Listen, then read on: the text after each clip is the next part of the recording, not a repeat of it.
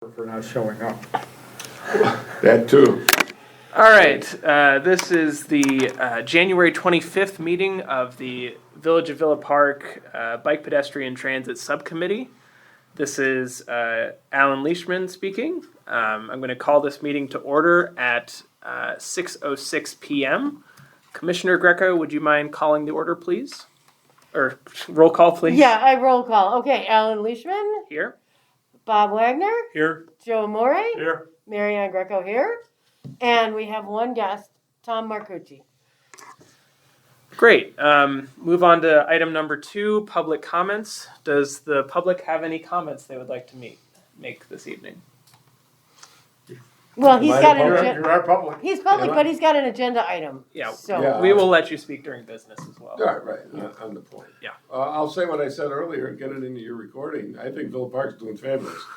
And it looks great and somebody's doing a good job over here. And that's a feeling that I think a lot of people in Elmhurst, where I live, feel. Well, So good for you guys. we really appreciate that. We're not an embarrassment. It's like the neighbor that you wish you had a higher fence that you wouldn't. Yeah, no, you're not the embarrassment at all. So. All right. Let's go ahead and move on to item 3, amendments to the agenda. Would anyone like to amend tonight's agenda? I have no amendments. Okay. Moving on to item 4, approval of the minutes. We actually have 2 sets of minutes to approve this evening since we tabled this item at our December meeting. So how about we go ahead and start with the minutes of the November 16th meeting. Do I have a motion to approve those minutes? This is Commissioner Bob Wagner. I'd like to make a motion to approve the November 16th, 2023 meeting minutes. Joey Morey, second. All right, we have a motion to approve the November 16th minutes. Any discussion? All right, then I will go ahead and call for a vote on all those in favor of approving the November 16th minutes signify by saying aye. Aye. All opposed? Seeing none, those minutes are approved. Now let's go ahead and move on to the minutes of the December 16th meeting. Do I have a motion to approve those minutes? I'd like to make a motion to approve the meeting minutes from December 16th, 2023, and this is Commissioner Wagner. Joe Morey, second. All right, we have a motion to approve the minutes of the December 16th meeting. Any discussion on this item? All right, all those in favor of approving the minutes signify by saying aye. Aye. Aye. All oppose? And motion passes, and those minutes are also approved. All right, now let's go ahead and move on to our first business item, item 5A, pace usage in Villa Park. As Commissioner Greco stated earlier, we're joined this evening by Tom Marcucci, who is our local representative on the PACE Board of Directors. Thank you for being here. Sure. And we invited you here tonight because we're aware of, kind of all of the funding issues that kind of the entirety of the RTA is facing with the ending of the pandemic funding in the next couple of years. And so we'd like to, kind of do our part and encourage usage of the PACE 313 route that runs through our town, if at all possible. And so we thought you might be a valuable person to speak with about that subject. Sure. And also, I don't know the Roosevelt Road line, and I can't remember what number that is. Could it be 303? 301. 301? 301, I think. I'm not sure, but I think it's 301. I've never been able to memorize them all. That's what maps are for. Yeah, so, well, first of all, thank you for having me. I appreciate you making a request, and I'm more than pleased to come out and see you guys. I said out loud in front of the county board a couple of months ago when I was giving the annual report, I take this seriously. It's a job, and they all raise their eyebrows like, what's he talking about? It's a job. I get paid. I'm supposed to be here, and I take that very seriously. So it's my pleasure. I should, let's go back to something that wasn't in the initial request, and then I'll segue to that. But you started out with, we understand that there's a fiscal cliff out there. And I kind of upset the county board, and it's not my goal to upset you, but just to make sure that you're aware. Or, first of all, thank you for being aware, because apparently you are already. It's bad. It's gonna be nasty. We are somewhere in the neighborhood, and I hear different numbers at different times, but somewhere around number 700 to 750 $1 million in a shortfall. Now, that's for the region, that's not Pace, and that's not DuPage County, and that's not Phillip Park. But overall, that's the shortfall. And that's, for the most part, is operating funds. One of the things I learned when I got on the Pace board and when I was a mayor is that in government, we always have two budgets. We have the operating budget and the capital budget. And the capital budget, interestingly enough, there are different levels of government, the feds, the state, the RTA. Some of them are, I'm gonna say, what's the word how do I want to use this? I don't want to say this. Are more concentrated on and more focused on getting us capital money.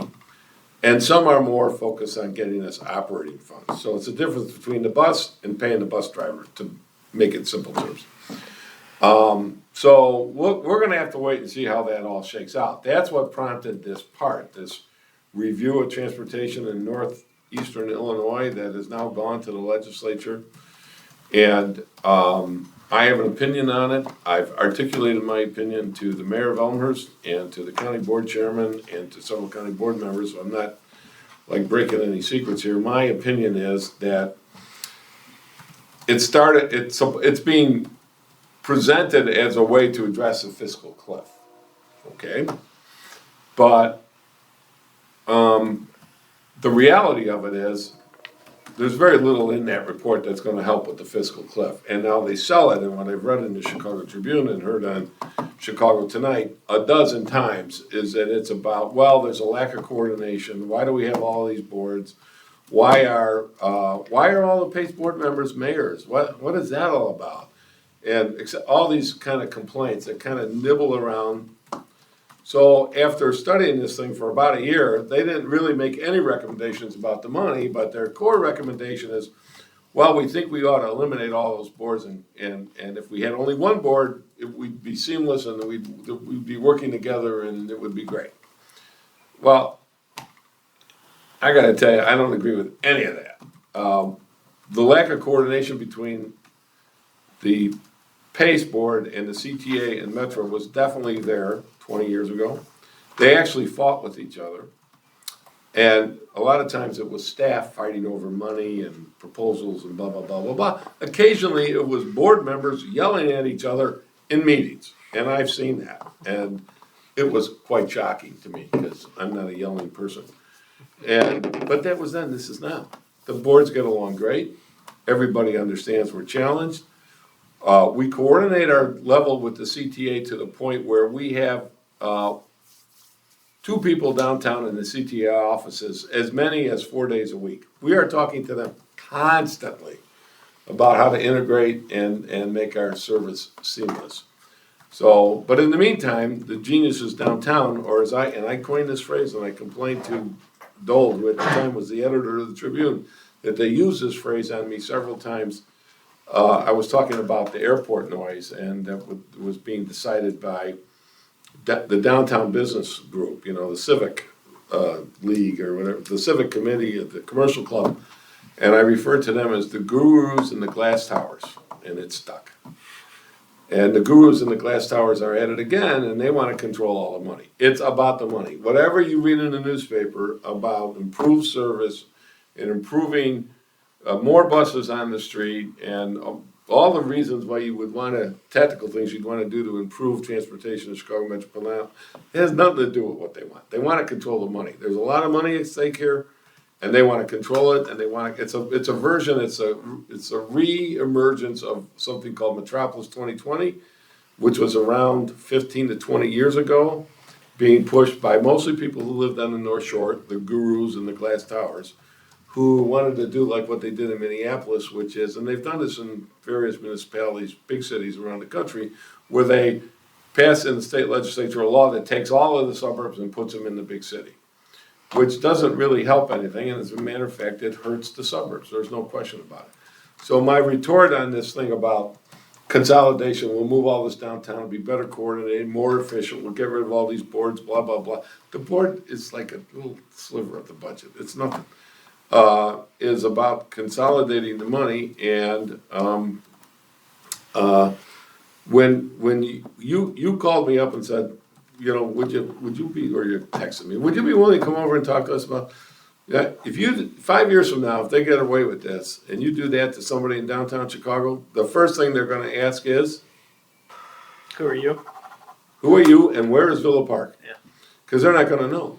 They're not only gonna not know where Villa Park is, how about the poor guy from Winfield who wants service? I mean, it's impossible. So anyways, so enough of that speech. So moving on, how I took the request, and I passed it along to the staff at Pace, was what can we do? What are other communities doing to improve ridership on Pace? Absolutely.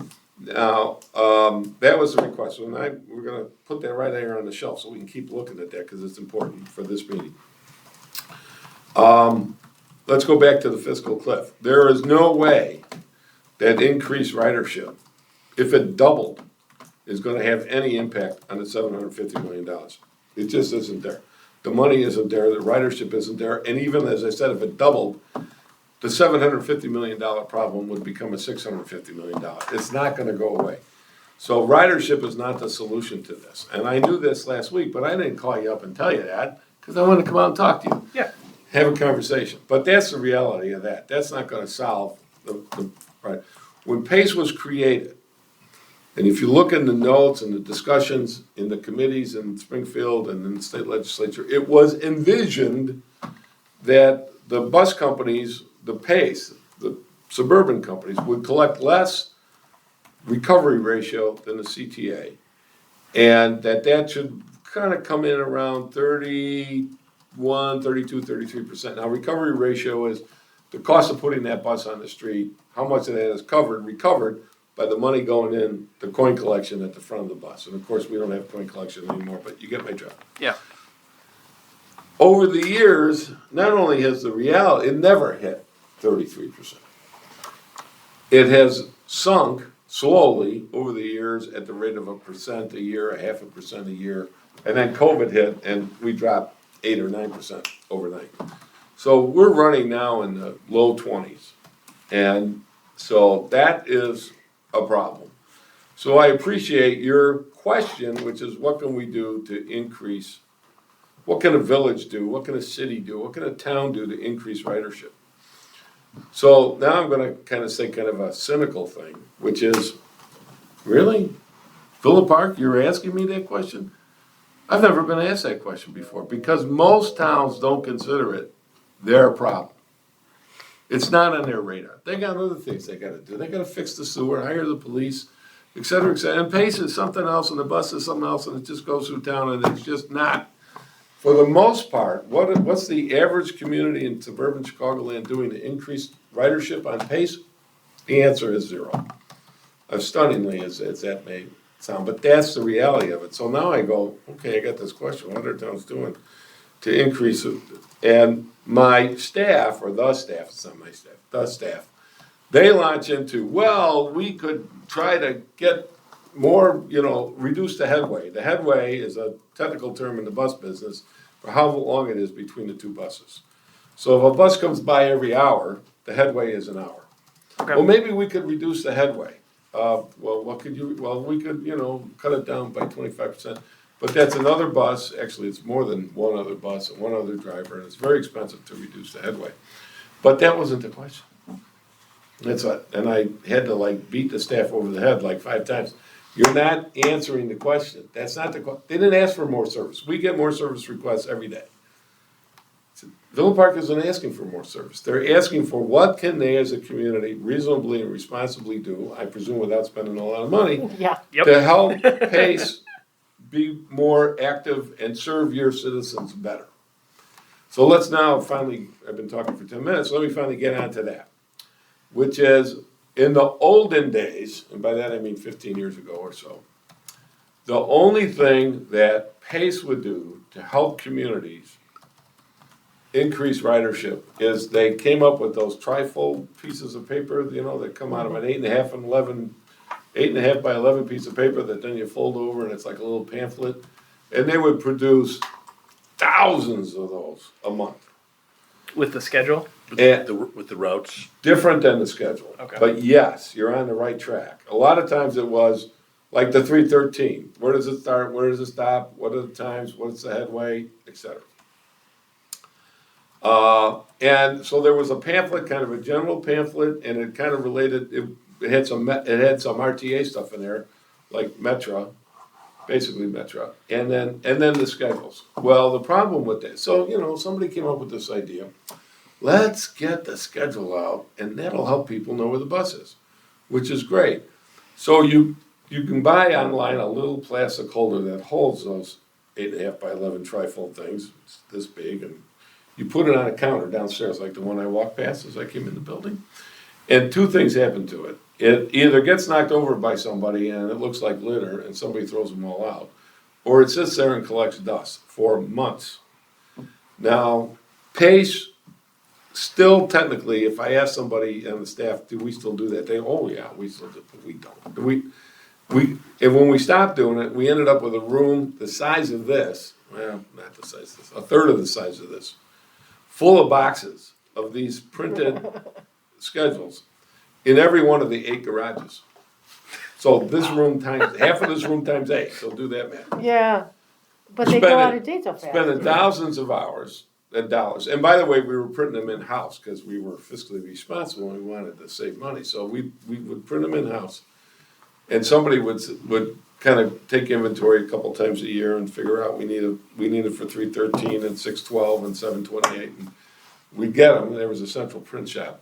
But that was pretty much it. And by the way, they'd also go then to colleges, like in the, not the dorm so much, but the student union would be in the student union, and apartment buildings and condominiums, and it would be in the lobby. And now we get to the interesting part, which is a lot of condominiums and apartment buildings would throw them out right away. They'd last a day. Now we might drop off 40 of those things, and it would reasonably be expected to last a year, or until the next time we changed the route, we had to replace them. They'd throw them away. It's litter, you're cluttering up our front end, we don't really have an area for this, blah, blah, blah. So it's not as easy as it would seem. So that kind of brings us up to today, and we talked about it, and we did, one new idea came out of it, which may or may not help, but we'll see. So I took some notes and I wrote them down because I'm getting old. I'm in my 70s, believe it or not, and I can't believe it, but I am. And after getting the staff focused on what actually the request was, we were able to come up with a few ideas. And so here they are. One of the things that we do is we do put out press releases. We certainly do put press releases when we change a route. Like if 313, if we were going to change that route significantly and like move it, like if we come in off of Roosevelt Road instead of St. Charles Road or whatever, we have to hold a public hearing to do that. Now, I've attended many of these public hearings over the years, and so do the other board members, because we have to do it. It's required by law. Generally speaking, they're not well attended. You might get 1 or 2 people, and it usually boils down to this. I got a 2-block walk to my bus now. When you move this bus, I'm going to have a 7-block walk, and I can't do that because I'm old, or I can't do that in the winter, or whatever. Yeah. And the other one is, and we had a real trouble with this in Lombard once, little simple thing, changing the route in Lombard. This is quite a while ago now. Bill Mueller was the president over there, if you remember Bill. Great guy, if I editorialize. And he didn't realize he was knocking over a hornet's nest because the people on the street, the new street where the bus was going to go, didn't want it. It makes them feel like they're in an urban environment, and they moved to DuPage County so that they weren't in an urban environment. So it was like crazy talk. So that's one of the things that can be done is is to make sure that we're putting out press releases. Now, what happens when that gets here? So, the city clerk or somebody, the mayor gets this press release that something's going on, there's a new bus or there's some new program. One of the things we've worked on, and Pace was actually a leader, I take the credit away from Pace, it's not all Pace. DuPage County was a real leader in ride sharing and collective riding and what were groundbreaking things many 20 years ago. When I was first mayor, there was a program in Elmhurst that was supported by taxpayers up and down. And it wasn't so much an ADA program, but it was mostly used by senior citizens and or people with poor health. And it was designed to take you to the doctor. That's the good news. The bad news is your doctor had to be in Elmhurst. Because gosh darn it, we weren't going to take Elmhurst taxpayer dollars and let somebody go to the doctor's office in the Tower in Oak Brook Shopping Center and then shop at Talbot's over there before they come back to Elmhurst. And that was the theory in Elmhurst and pretty much every other city and village in DuPage County. And there's an argument over who started this. Elmhurst did not start it. I have my opinion about who did start it, but I know that other people don't like my opinion, so I'll keep it to myself. Somehow, somebody started this idea of let's call it Ride DuPage, and we'll get together as a group, and we'll knock down the borders. And anybody who starts a ride in Ride DuPage can go to any other place in the Ride DuPage area. And that was a first. We did that in DuPage County first in approximately, I'm going to guess and say, something like 1998 or 99, something like that. And that has been repeated over and over again, and in the Chicago metropolitan area. And they actually call it like Ride Lake County here, up on the North Shore. So that was something that we were able to do, and that helped a lot. And we've brought on a number of other programs. And if you want to see those programs, you can go to the PACE website, and that's something we can do. Talking about getting the word out is encourage people to, need a ride? Go to pace.com. Need to get to your doctor? Go to pace.com. You need whatever it happens to be, because all this incredible information is there, and also access to reduced fares and how you get an ADA ride. ADA rides, I'm not saying we're cheating, but there used to be, and there still is, actually, as far as the federal government goes. If you want to get an ADA ride, well, you're an ADA person. You're entitled to a ride. If you can't walk to the bus stop, well, the bus has to come to you. That's ADA, and that's been in place for whatever it is, 25 years now. But the federal legislation that created the American with Disability Act is very specific that ride has to start and stop within 3/4 of a mile of a regular bus. So why would that be?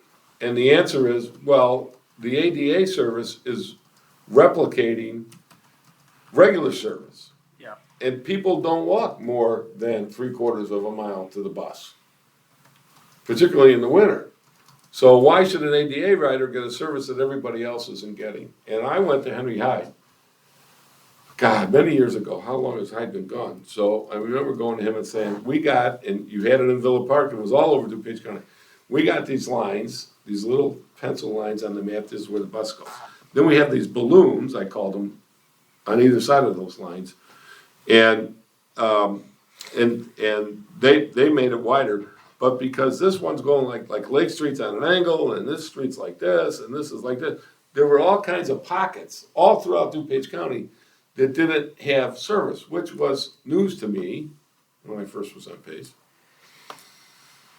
But worse than that, some of those pockets were literally only 2 blocks wide by 1 block north and south. So a guy his neighbor across the street could get an ADA ride, but he couldn't. And that was, a real problem. And again, most of them were very small and irregularly shaped. So I think it passed. I'm pretty sure it passed. So Henry Hyde proposed legislation to amend that act that said, if that little unserved area is less than, it was expressed in acres, like 18 acres or something like that, that it would go away and come into pace. And that is the legislation and the basis for the fact that we now serve literally almost coast to coast DuPage County That's great. with ADA service, and people can get rights. But we got to get the word out. Yeah. It's all about getting the word out. So at the end of the day, you're going to say Tom Marcucci came in just like he always does. He talked for an hour and he didn't say very much. But at the end of the day, what it is all about is letting your citizens, letting your constituents, letting the folks of Villa Park know what service is there and what's available. Now, part of the thing, I don't think, Villa Park didn't have what do they call it? A thing for the train station. Did a feeder route? They didn't We have. did have a feeder route, They but it did. went away. Yeah, They went away. They all went away. Went up Ardmore. They all went away. Yeah. And now I have a little personal problem with this because before they all went away when COVID hit. Because the number of people riding the trains fell by 70%. So the people who would need to do the feeder route also dropped by 70%. Yeah. Remember the 30% recovery ratio? Those feeder routes normally were recovering anywhere from 8 to 11 or 12%. They're the most inefficient bus route you can have in the world. And part of that is because they don't travel, they don't go very far. Well, why not? Well, they got to get people back to the train station for the 8:05. So it means they got to be there at 8, so people can get off the train and get off the bus, get on the train. But the next train is in at 8:22. So they can only go 10 minutes out and 10 minutes back. And of course, that would vary on the schedule, but that's the core problem with feeder routes. And the other thing about feeder routes is that they were really created not because villages were not pushing for them, well, indirectly they were. They were created because Metro was pushing for the feeder routes, so they didn't have to subsidize parking lots. They didn't want to subsidize parking lots.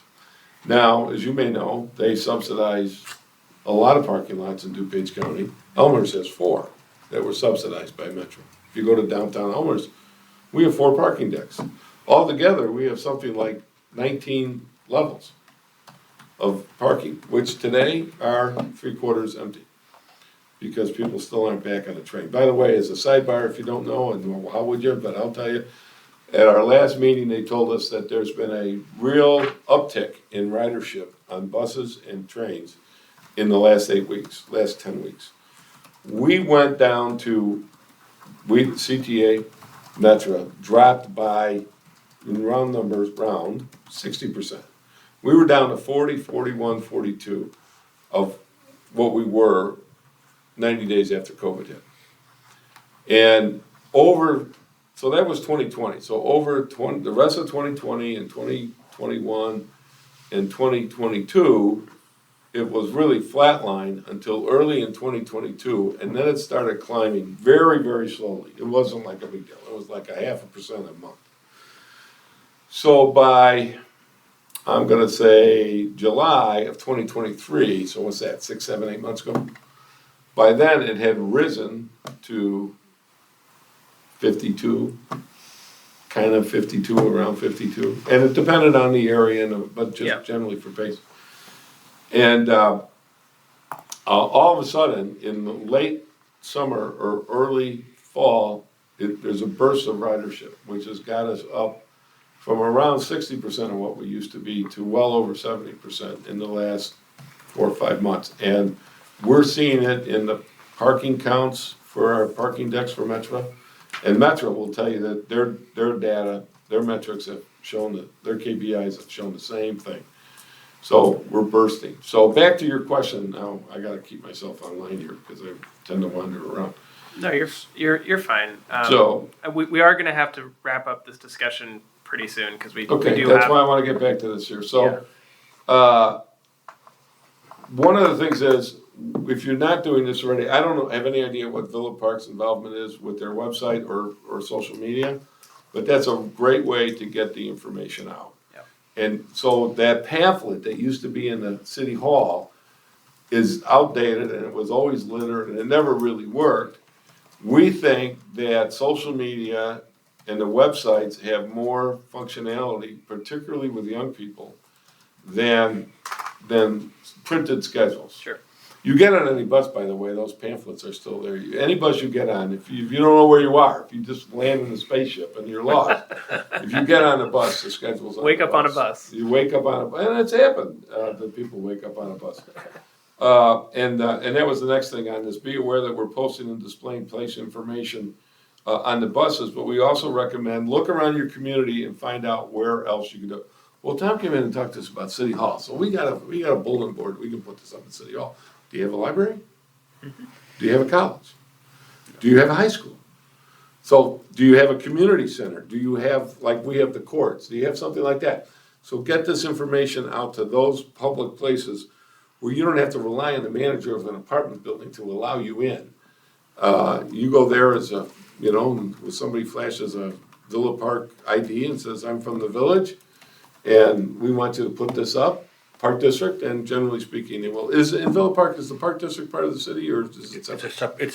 We don't have a park district, we have a park and recreation department.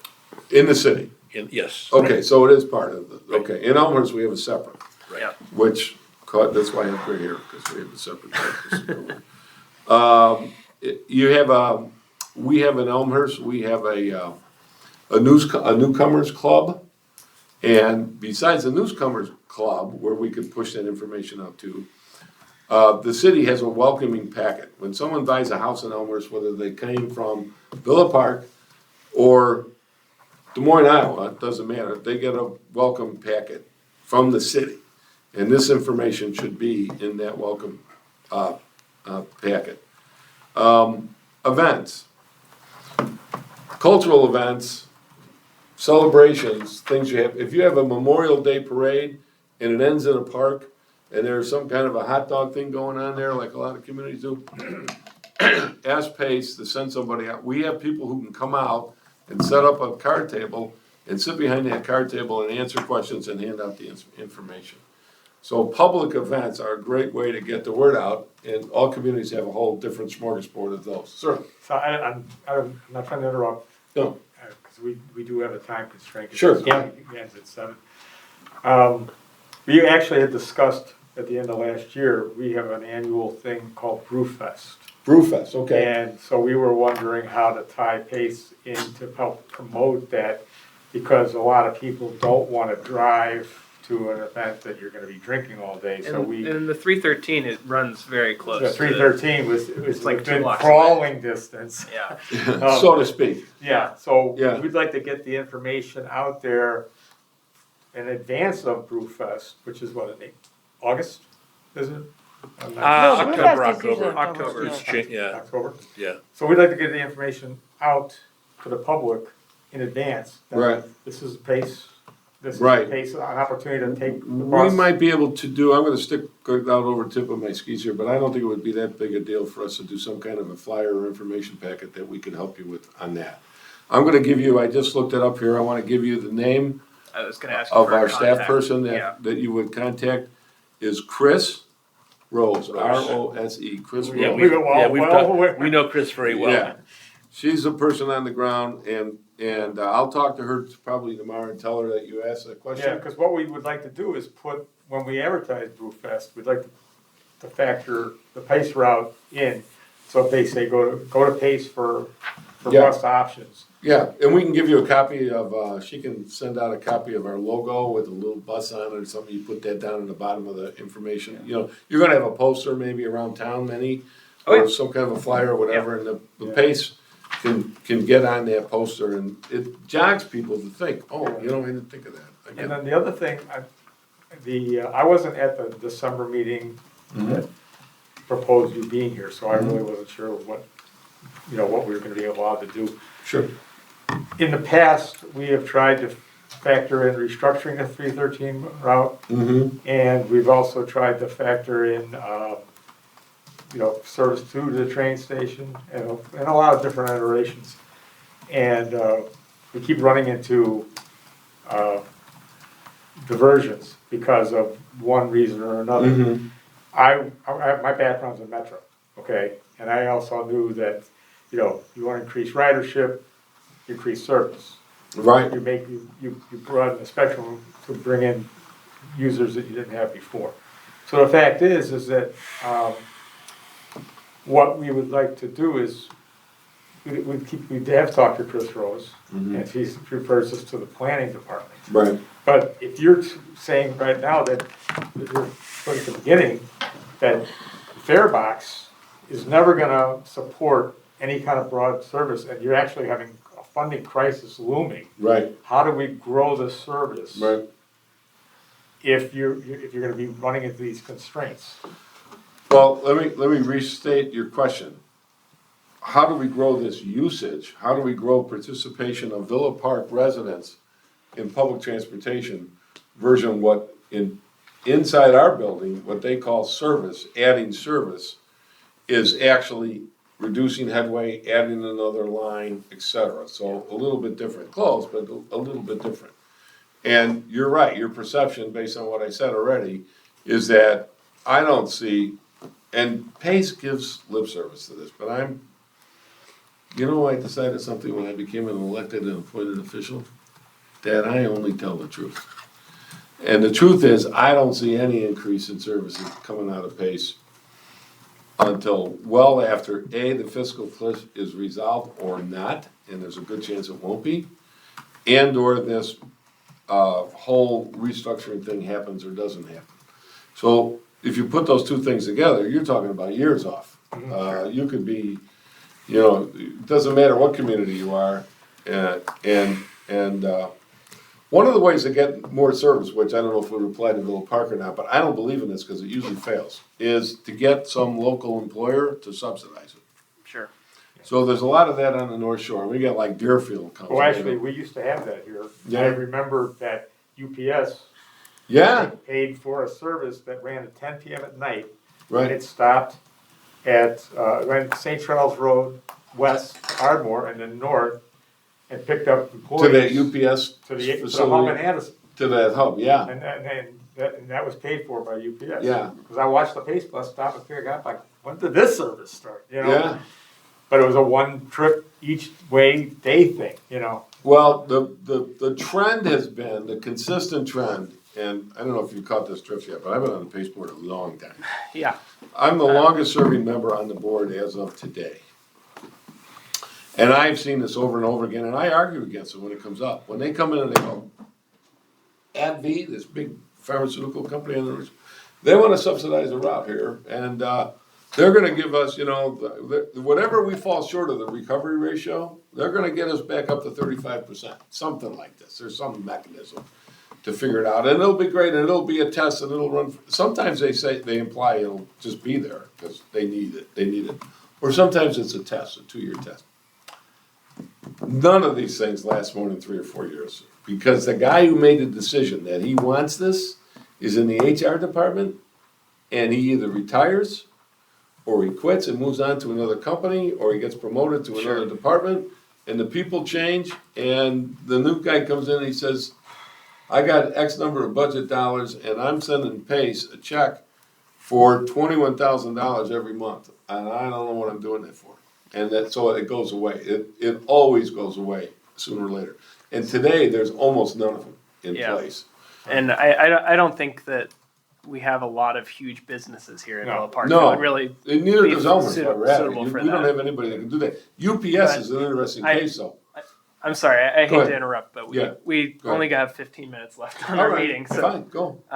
but I really appreciate you coming in, and it sounds like basically the advice that you're giving us is that really the publicity side is where we can help out, making Right. sure that people are aware of Right. the service that is available. Yeah, I'm listening to you. I'm looking at this to make sure I didn't miss any of the better points here. Sure. One of the things that we came across as we were developing this idea with Chris Rose in the last 48 hours is Pace should, and Melinda Metzger, who's the executive director there, has been informed of this. I'm known for coming up with cockamamie ideas. Sure. Yeah. She says, that's not so bad. Well, let's take a look at that. We have a marketing department. We have an advertising department. All right, so why can't we develop an ad that says, but that doesn't reference 313, it just references, because we have all these kind of generic things, like, you know, get out of traffic, ride the bus, as an example. Yeah. Why don't we develop those as, digital ads that we could send out to Villa Park and every municipality in the metropolitan area, and invite them, give them a release to use it in their either printed, do you guys still send a printed newsletter home like every quarter? or- Limited. It's now only electronic. All right, or still electronic, and some cities do both, and a lot of times the park districts do it. Yep. So in Elmhurst, I get the park district and the city, and something else too. So it could be just the person with the computer can drag it and put it on page 4, and it's easy, and it would be easy for us to do that. So that was in the last couple of 48 hours, and they said, we'll look into it, let's see what we can do. Well, in that regard, could we work it out with somebody to say the week or two before Brewfest, that we could get it put on the message boards on the 313 bus? That would say, come to Villa Park Brewfest on Okay. October 7th or whatever day it happens to be. Do you wanna get an ad up in the bus? Well, or- they have That the digital scroll, thing? this message. I you know, don't the think route- we're doing, I don't know if they can do that. Because amongst other things, that's an important information thing about this is 313 and it goes Yeah. on St. Charles Road, et cetera. And if you ever notice, they're on the side of the buses too. Now, why did that happen? Because in Minneapolis or someplace, some fellow was running for his bus in downtown Minneapolis, and he was jaywalking. In other words, he was running across the street in the middle of the block to catch his bus and gets hit by a car and killed. And not only did the guy sue the bus company, the widow sues the bus company, but she won because he was running for the wrong bus. That's a shame. And he didn't. We didn't have any. They didn't have any way of telling him. So that's why those digital signs that have been on the front of the bus since you and I were kids are now on both sides, and in some cases they're on the back. So that's the over the road one. So to answer your question, maybe particularly if you guys would pay for it, and I don't think it would be very much, like maybe a couple $100, make the cards and put them in those card holders inside the bus. Okay. Yeah. And you could tell Chris Rose I said so. Yeah, no, the reason I brought it up is because you have to already be riding the bus to see that card. If it's on the front of the bus and you see Yeah, I it, understand. and you happen to out see the bus go by and say, oh yeah, I could ride the bus Yeah, to the Brewfest. yeah. I wouldn't be surprised if there's like a law against that or something. But Okay. we can ask. We can always ask. I think Oh, Commissioner. I appreciate you being here. I'll be very quick. Bus tracker, Pace Bus Tracker. Yes. I see people using it all the time. That's a great tool. Yeah. And you mentioned Ride DuPage. I didn't know about Ride DuPage until this week. Really? I talked to Jody Heffler, do you know her? Yeah. And she was telling me all about Ride DuPage. I said, oh my God, I didn't know about this. And she goes, and by the way, your village doesn't even promote it. I said, oh my God. Well, I'll tell you personally that they were invited many years ago. Yeah. Now, Yeah. Well, we've gotta administration change changes, administration. but I'm talking about 20 years ago. And I don't know if it was Bob, what was it, Newman? Or Ray or somebody didn't like the idea. Bob Neiman. Bob Neiman, who's an Elmhurst resident. Yeah, he was at York High School 1 year ahead of me, I think. Anyways, so yeah, we could definitely, work on that, but We will work. We will because definitely work I on was it, yeah. amazed when I went to the Ride DuPage right, website, and then I looked Right. at all the other stuff that Pace Yeah. offers. And that We don't even know about it. We don't even promote it. right. So it's bad on us. So if you replay the tape of everything I've said, Yes. we have these programs, and locally, it's up to you to promote it. Yep. And we're there to help you if you need some ad copy or you need a graphic for your newsletter, even if it's a digital newsletter, we can help with all those kinds of things. So, and we're glad to do so. Yeah. So, okay, it sounds like you have a hard stop coming up and I gotta get out of here. So Yeah, you get to your other business. we got so- 10 minutes to go through 7 more agenda Okay, items. I'm sorry. You're- No, you're you fine. did, you did a great job. This You was did. the Thank you first so on the much. agenda for exactly for this. Yeah. because I know it's going to be a good discussion. Like I said, it's my job. I'm available. I'm glad to come back again and work with Chris Rose. And if you're not satisfied with Chris Rose, you didn't get back to you after a week and a half or something, then let me know. Will do. All right, guys? Yeah. Thank you so I much, think Tom. at some point, maybe the library or somewhere else, we should have a PACE, Meeting. meeting for people to come to voice Yeah. their concerns. Yeah, oh, well, that's a different thing, Well, but we can earlier do on. that. Yeah. Yes, see, but that was part of my issue with my staff was, listen to the question that Villa Park posed. What can we do to increase ridership today? That's different than what additional services do we need? And go back to something I said about 10 minutes ago, I don't see any new additional services for quite No, a while. and I want to clarify that, like, when I sent you that question, I wasn't under any delusion that like Villa Park would fix the financial cliff. Yeah, or no, anything like I that. mean, Yeah. I don't know that Illinois can fix it. Yeah. And the other thing is, the electric buses are coming. Real briefly, I'll tell you, we were told by the electric bus advocates that your buses today cost $515,000. The electric buses are gonna cost $715,000. You ought to make this move. Pace within 90 days, committed to doing that by 2040. The buses today are 1.2 million, and that doesn't count that anywhere from 1.0 to 1.4 million per bus to bring electricity to the garage and distribute it.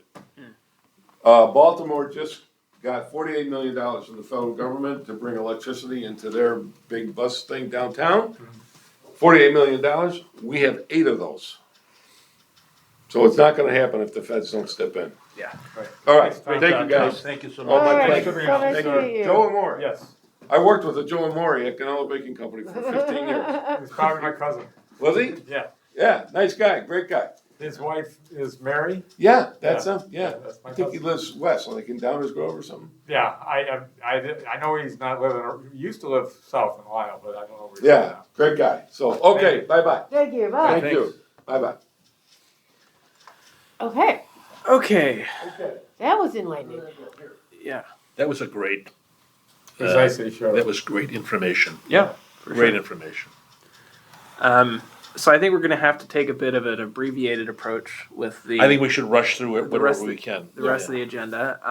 But let's go ahead and move on to item 5B, which is North School Walk / Roll to School Day.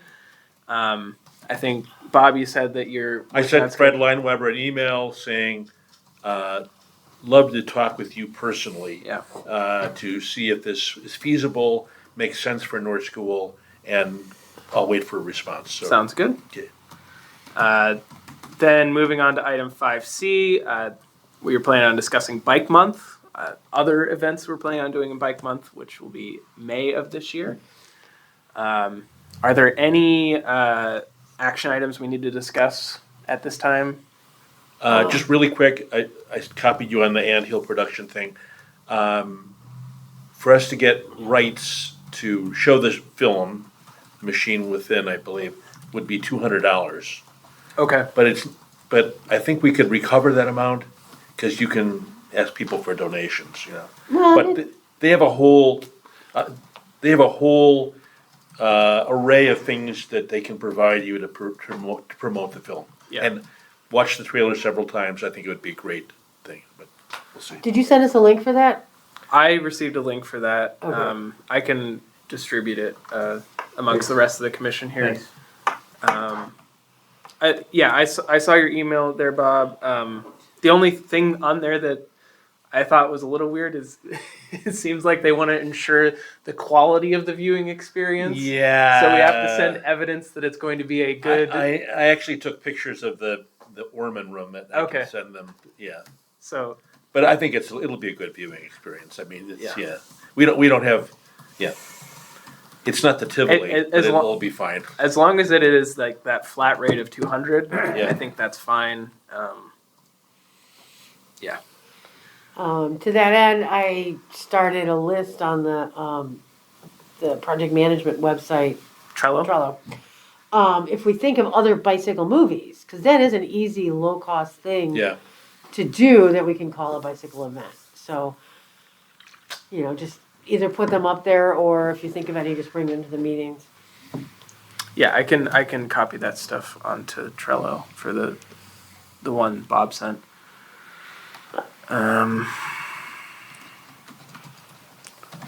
Okay, any other items we want to discuss about Bike Month? Yep. Then we'll move on to item 5D, Metro Station Winter Access. Due to a malfunctioning door, most people can get into the western section of the waiting area whenever they need to. Happy accident. Are they messing it up like was a problem before? There you There has go. been no, I mean, I haven't gotten over there much, but I want to be really quick. I talked to somebody from Metro RTA. I said, we've lost our ticket. You know, when are we going to get a vending machine? And he couldn't answer me. no. Wow. And it's coming, because it's been coming for 10 years. Yeah. But all the ticket agents are gone now. Metro Right, pulled them right. all out, even But downtown. I said, when are we going to get when are you going to vending for Ventra cards or whatever? Yeah. It's coming, but yeah, it's. But this it's is coming. this is the new fair part right here. Right, exactly. That's the new. Yeah, fair. and So it there's works no, pretty well. there's no incentive to put in a machine that they have to service. Right. All right, item 5E, Ride DuPage program. I think we kind of, Yeah, Ride DuPage, go to Ride DuPage, look it up. It's a remarkable program. I didn't even know it existed. I talked to Jody Heffler. She said Tom knew her. She was kind of instrumental in getting it started. But it's available to us in Villa Park, but we don't promote it. So yeah. that's going to be, I'd like to kind of champion that issue because Ride DuPage is remarkable. There's lots of things you can. And Are it there doesn't restrictions on cost you who can anything. use it? What's that? What are the restrictions on who can use it? There's there's income restrictions, but but for seniors, it doesn't cost a dime.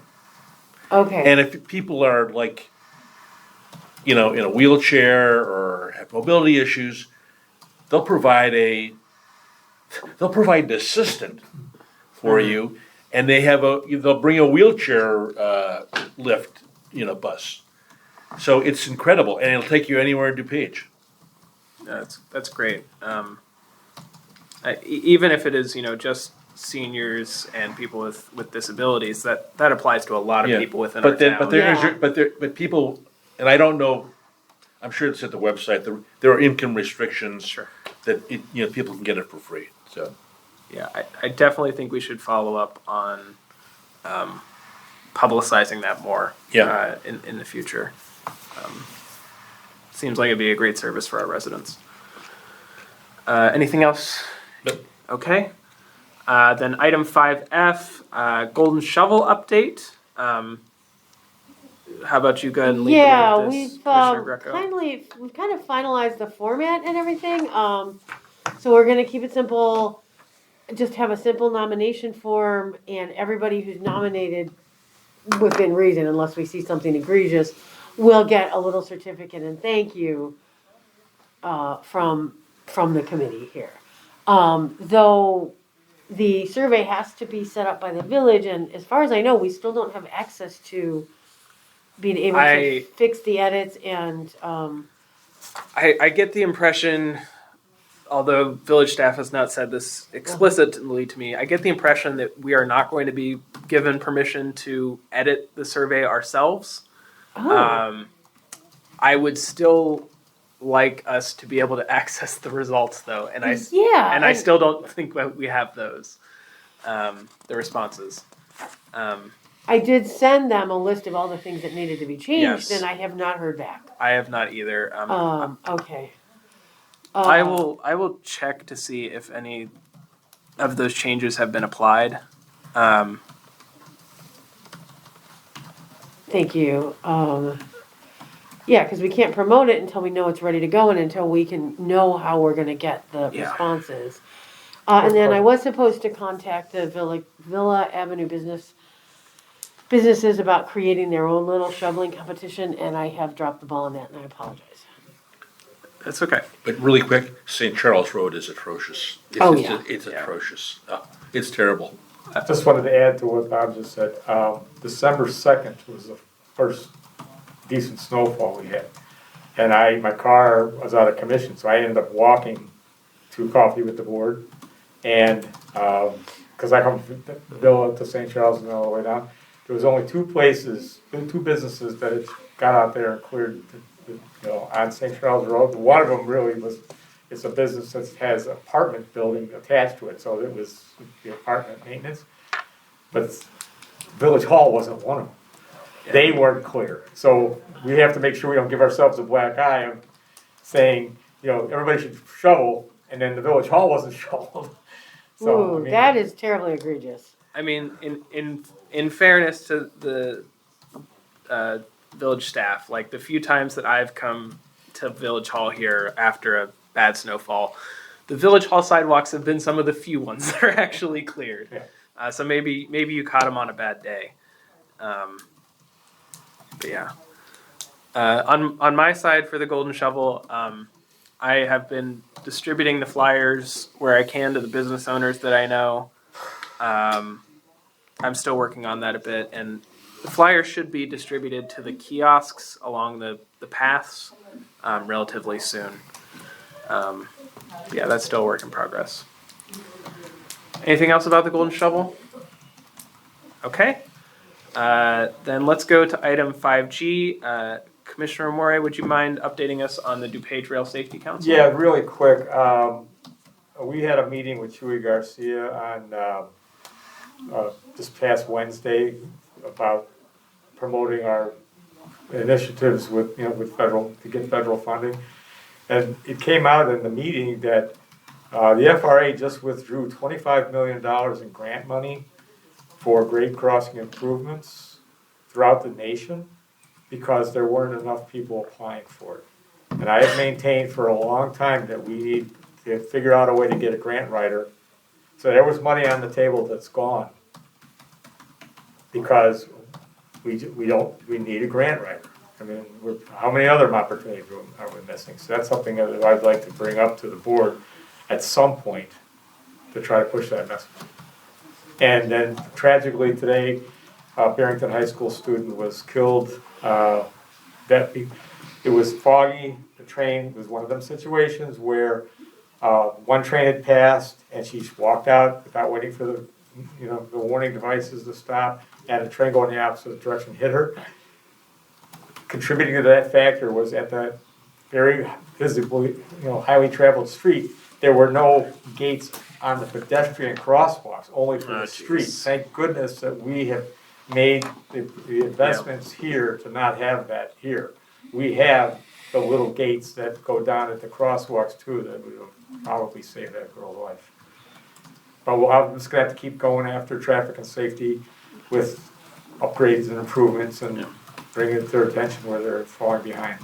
We also have those lovely "Another Train Coming" Yes. Yeah. speakers Yes. at our crossings, which They're getting pretty popular. Yeah. They've gone to BNSF line too. I hear them every single day from my house. Oh. Anyway, thank you for that, Commissioner Moray. Let's go on to the last item of business, 5H. Any items of community outreach we want to discuss tonight? The only thing I would just want to mention, I got the Active Transportation Alliance email, and you may have seen it, and it's the first thing that's featured on there is they're going to have the year of the bus. And I thought, that's interesting. That's a great idea. The year of the bus. We should have we should have our own personal year of the Pace bus. I don't know. So that's all I have. Okay. I have one. In the past, I've gone to the Wheaton Bike Commission meetings, and the village hall there has a meeting room set up that is used for all the commissions and all, and it's set up with Zoom, with cameras, it's ready to go, and whoever wants to use it. I personally know a couple who uses their bikes and walk 100% of the time, live right here in Villa Park. The problem is that the wife is hearing impaired. Okay, if we had the capability of providing our meetings over Zoom or like YouTube as a village hall meeting and could put captioning for people who are hearing impaired, we might be able to at least get them involved, and that would be a benefit to everybody, no matter who the commission is. So we don't have a board liaison. I don't know if the ECC has got a new one or not, but I'd like to bring that up at the next meeting to see if we can if the board liaison shows up, if we can see if we can get that worked out. I will say that that's expensive to close caption it. but that YouTube has an automated feature that does an okay job. Any video, you can have it caption it, and it's not perfect, but it does an okay job. Voice to text recognition.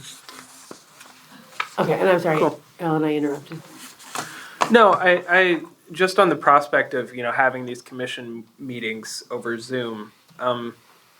Do we know if I haven't been on these commissions long enough to know the answer to this? Is there any prohibition against doing these meetings in person, but also having a computer set up with Zoom so that It's a hybrid. It's basically a hybrid. basically a hybrid It's thing? in person and on video.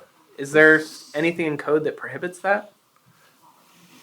We'd have to consult Open Meetings Act. I would, I'd refer that to the manager's office, to Alyssa Wolf, our village attorney. I think she's still our attorney. I don't. She was there Monday. Yeah, there were some changes because of COVID. They were able to do, hybrid meetings, but there may have been some changes. I don't know. There may have- Well, It was Go a ahead. state mandate.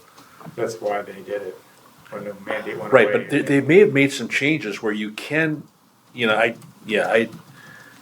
sounds like we don't know the answer. We and don't that's, know the that's answer, fine. yeah. I just wanted to but to I check. would say if we're just broadcasting, we could broadcast the meetings, and then they could do the YouTube or the online closed captioning themselves.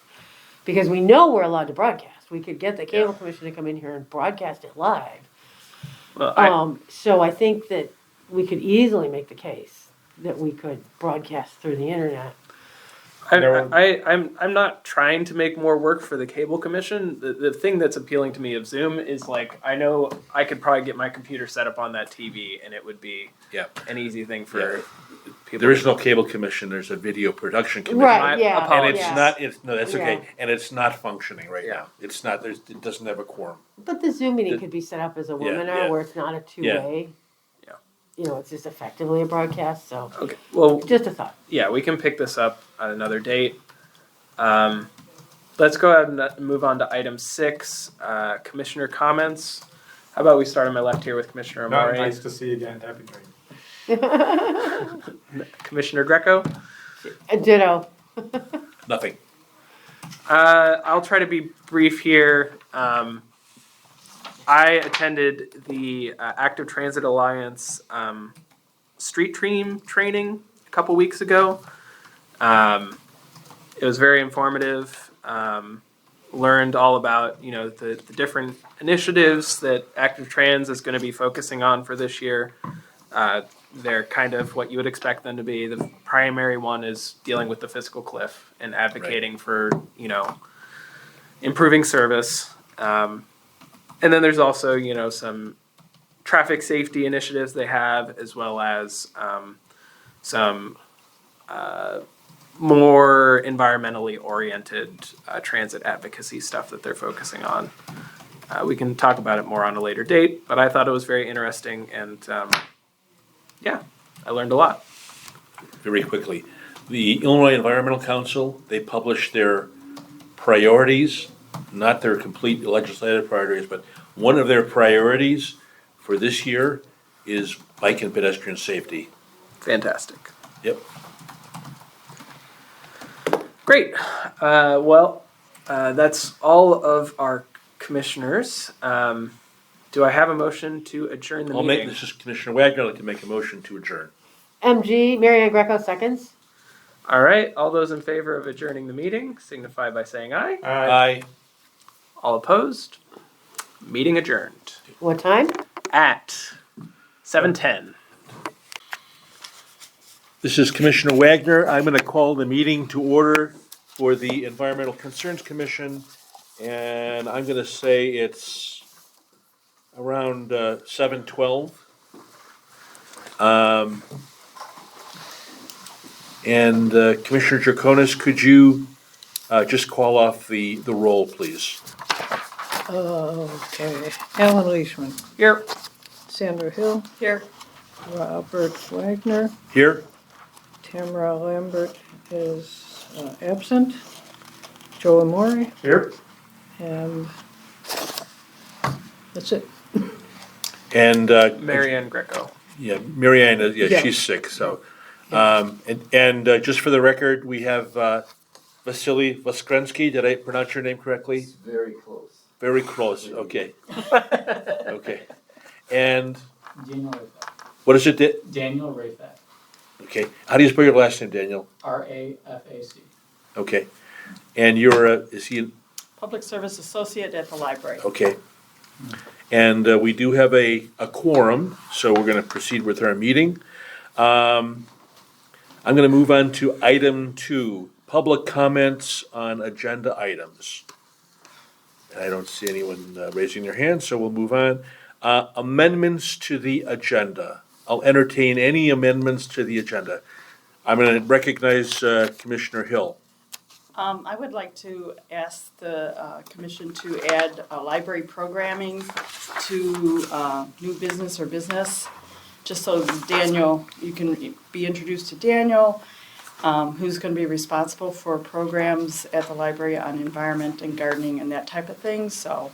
And then I know you've got you're trying to get that film also. Yes. So if it could be toward the top, just because I know he's got to get back to work at 8.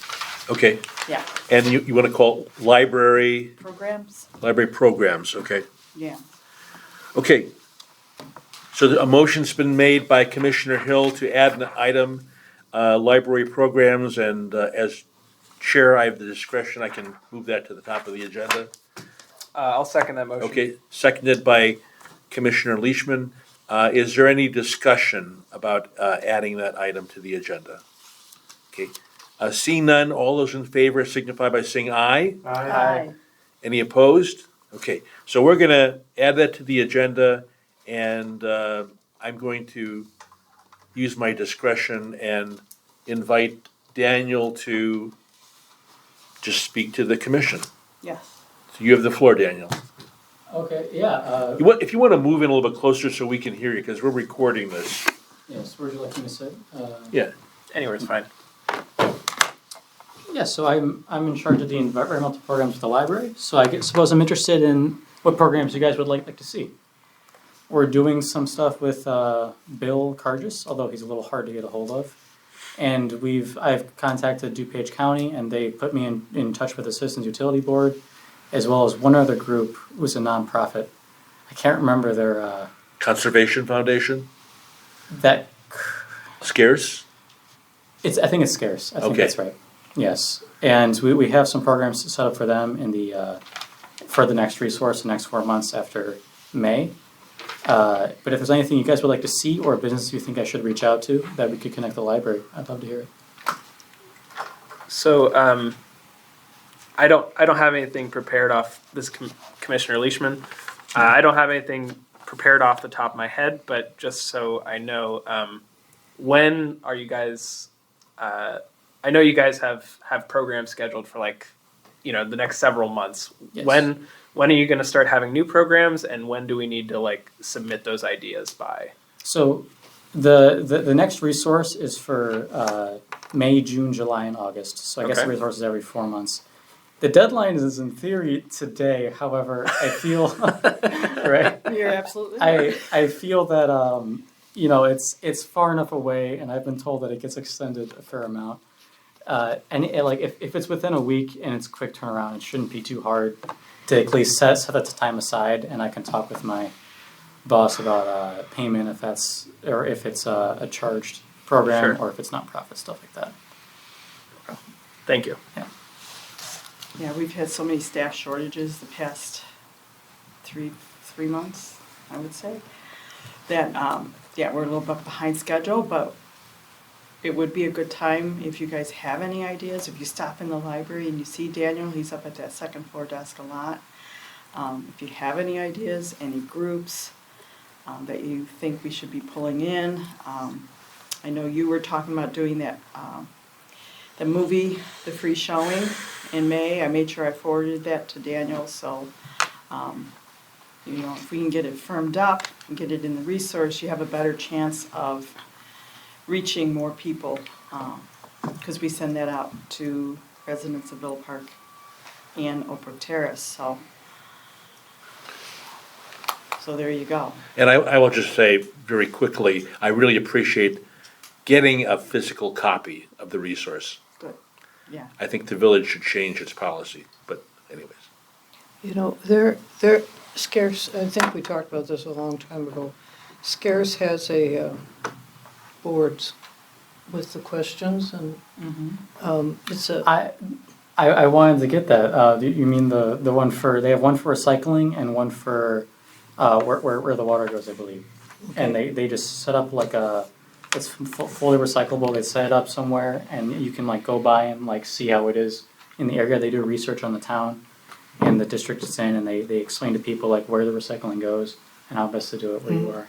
yeah. And when I was out there recently, those boards were sitting there in Scarce, not being used. Yes. So, I mean, I think they use them for some of their educational programs, but, yeah. I am aware of them. I believe Good. they cost $150 to rent for the month. I'll do And that. I would just need Sean's approval before I can Yep. agree to that. And he's been out for a little bit. When is there a water conservation month? There is. They're more than likely. Just, I always like to tie it into, I don't know it off the top of my head. I scheduled a program with them for it's about paper and like the history of paper, and then they do one on making it, and it's like recyclable. So I thought I could get the recycling stand for that month and kind of tie it in.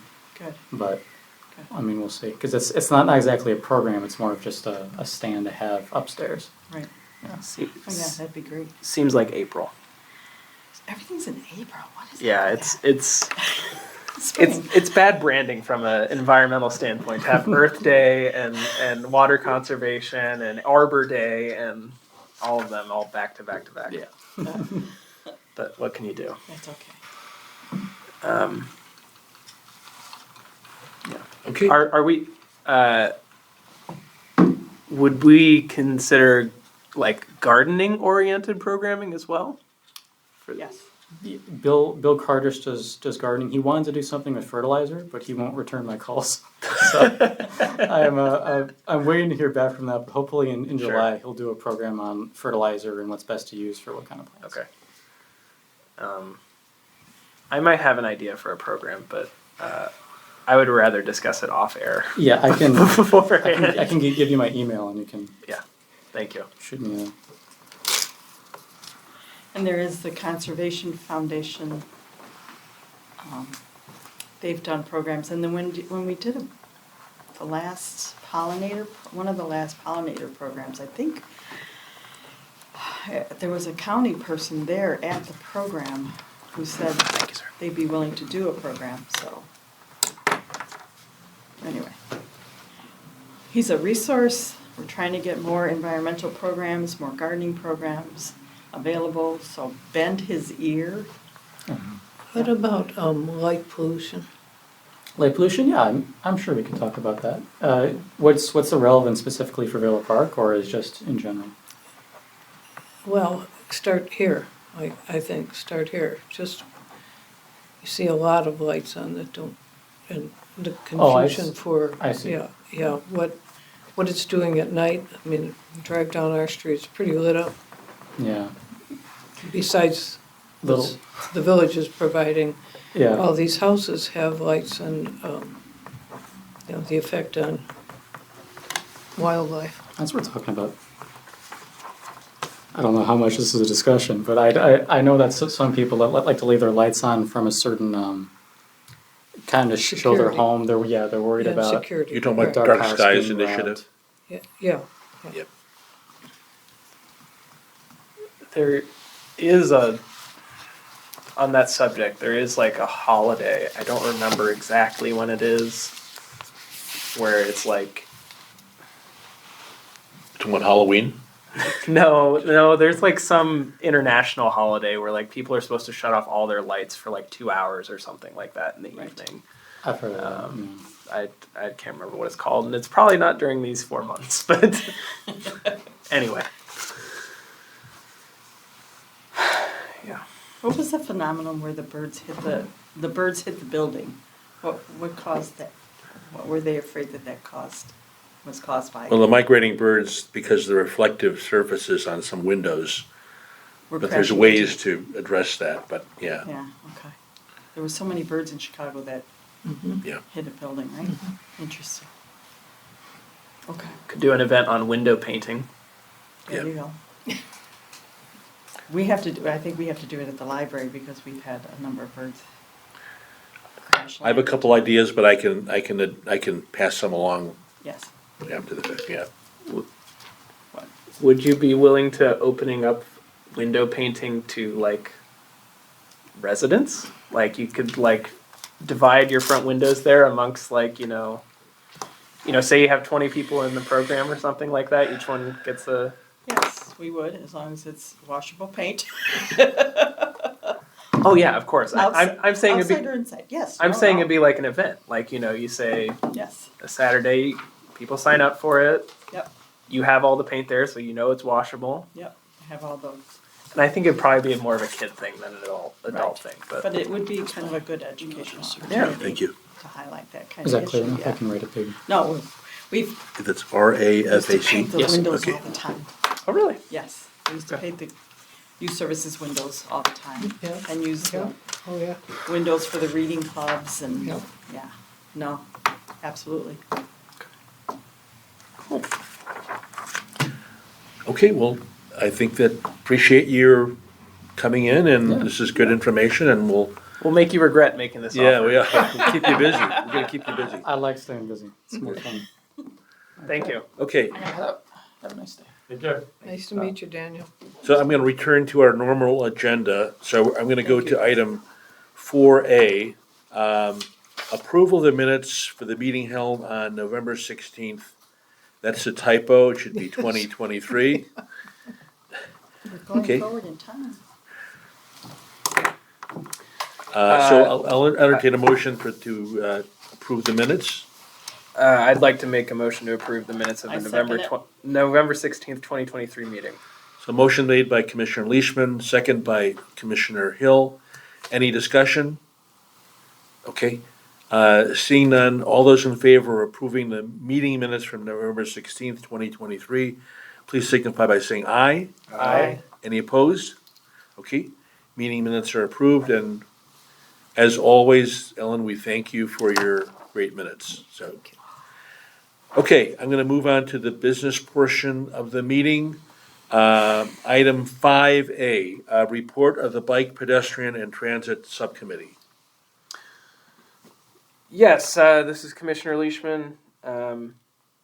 We at tonight's meeting we hosted Tom Marcucci, who is our local representative on the PACE Board of Directors for DuPage County. And we reached out to him because we were kind of hoping to hear his advice of how we can encourage PACE user or PACE ridership within our village here. And we had a very long conversation on the subject, but the short of it was that basically publicity and making people aware of the services that PACE provides, where it's like the biggest thing that we can do. And so we're going to be following up on that in the near future, because as we discussed in our meeting, there's a lot of services that even us on the commission had never heard of before, and could be great services for our community. Besides that, we also discussed Bike Month and some of the programming that we're planning on doing for that. We had an update on the Golden Shovel program that we developed back in December. So that is officially launched.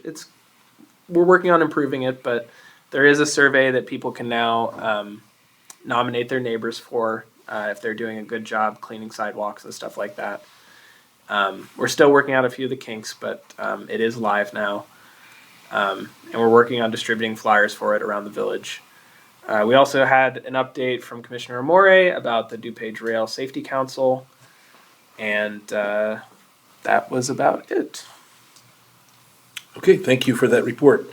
Okay, I'm gonna move on to item 5B, recap of Joyful Traditions. And I'll just say, I appreciated Ellen, and Joe coming out and the group from North School that decorated the tree. We got our prime spot back, which was great. And we were present at Joyful Traditions. My only comment is the lighting is not great there. It's kind of dark. So nothing we can do about that. That's a village issue. But the tree this year cost less. It only cost $95. So I thought it was a great experience. I did send an email to the new chamber director, but she never followed up about recycling of holiday lights. I talked to her. You did, okay. Yeah. And they had a team, because she sent an email out asking for volunteers to collect them. Okay, And I said, we can't come, I called her, we can't come on that Saturday. Could we go and do some on Friday? Decent day. And she said, well, you can, but we have so many people for tomorrow that you don't have to. okay. And I said, okay, well, my main concern is what are you doing with the lights? I understand sometimes they're just cut off. And she said, no, we're going to recycle all that we can, reuse all that we can, and recycle what's not available Okay, Fantastic. for use. So that was the report over the phone. okay. Well, I hope they did that, so, does anyone else have any comments about Joyful Traditions? Did everything get handed out as far as the light bulbs and the window? Gone. All Yeah. gone? Yay. I still have some weather stripping, We so, still have weather yeah. stripping. yeah. We tried. This is Commissioner Wagner. Ellen, I would like to get, I'd like to send a thank you email to the faculty person. At North? Yeah, at North School, Yeah, yeah. I would do, I'll do that. Okay. I meant to do it and I didn't. Okay, So, yeah. yeah, if you could copy me on it, I'd appreciate it. I'd like to know, I'd just like to thank them, so. Okay, if there are no other comments on Joyful Traditions, I'm gonna move on to item, oops, sorry, go ahead. Do we want to send a thank you to the Chamber? Chamber of Commerce for picking up the lights and treating them nicely as well? That's fine, I can handle that, I I can. can do that. I can do it. Okay.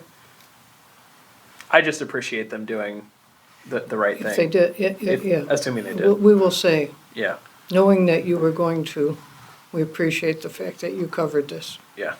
We're willing to help. I did say to her, we're happy to work with you on this. I appreciate that. I think that would be nice if there was more of that. Yes, I agree. So I will, yeah, I'll do it. And I apologize, I know there was several who wanted to help with the taking down the ornaments, but, I made quick work of it. I was like yeah. Like a Grinch? I'm gonna say like a migrant worker picking fruit, I don't know. Yeah. Politically incorrect, but anyways, so I was, yeah, and in years past, I've always picked the worst day, blowing snow, sub-zero, but it was actually Nice out. dry and sunny. So all the ornaments are dry, they're not wet, so, and, yeah. How did those cardboard pieces did they hold up? They held up, yeah, Okay. remarkably. So, yeah, we have plenty of ornaments for next year if, yeah, Need to buy more trees. yeah, there we go. Okay, unless there's any other comments, I'm gonna move on to item 5C, discussion of the Green Champion Award. And, Green Champion Award was publicized in the most recent Village Matters. And so the timing for Green Champion is, I haven't seen any nominations, because they come to the, did you fill one out? Okay, when did you do it? When did I do it? I Yeah. didn't do it online. Oh, you didn't do it online, I okay. could not get, my computer was going, would not link onto it. Okay, So I just did a hard copy right now. I can go back and see if I can do that, but this is for Kevin Goss. okay, I think that's a great, Yeah. that's a great nomination, yeah. You know, if that's the only one we get, I mean, That's not bad. so, I'm gonna reach out to, Donnie and see if he'll kind of agree. Yeah. He is leaving. He's leaving, His last day, I believe, 1 week from. It may be Tomorrow. tomorrow. No, I'm pretty sure he's Another week? one more week. Yeah. okay, So who, Suzanne? Probably Suzanne or. oh dear, okay. Cheryl. Cheryl, maybe? What's Well, that? You know, if you do it tomorrow or next week, it should be. Yeah, oh boy, okay. That's too bad, because he's really good. Yeah. And it may take some time to find a new person. So. Sure. Yeah, Well, thank you for letting us know. yeah. When did he give his notice? She sent an email a couple days ago. Mm-hmm. Okay. Okay, well, maybe I'll send him a nice best wishes. Can you do something for us before you, On your way out the door. on the way out the door, can you do the, He's still getting paid, so whatever. yeah, exactly. He needs to, yeah. Yeah. Yeah, I'll say you're still getting paid, so, Yeah. okay. What is the deadline? The deadline, you said you were gonna. you Well, had- he's leaving in a week, you No, said. for the Green Champion. So, yeah, so the timing is, the exact date, it should be on the website, but it's like the last week, it's just before our March meeting. Okay, That's yeah, there we go. March 23rd. March 23rd, it's before our March meeting, and our March meeting is the 28th. Yes. And just to let you know, I will not be at our March meeting. I will be on a trip, so, So his last day is Friday, February 2nd. So yeah. February 2nd, okay. A week from tomorrow. And then what we do is, we discuss the nominees, we choose the nominee, and then we communicate it to the village, and the presentation is made at the village board meeting closest to Earth Day. Do you want a copy of this? Yes, yeah, sure, absolutely.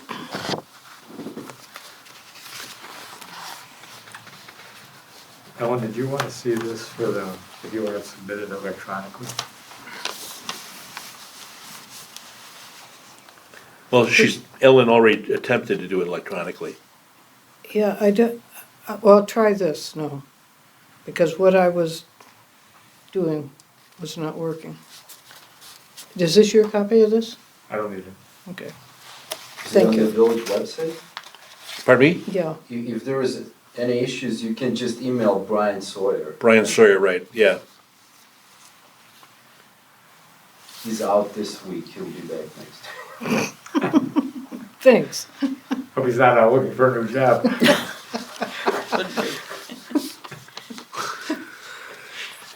Okay, good. Looking toward one. You rather have it online? It's good to have an electronic copy, but yeah. I mean, I can, Presumably, this is gonna get printed out and we're gonna discuss it at a meeting, right? right, exactly, right, So- yeah. Okay.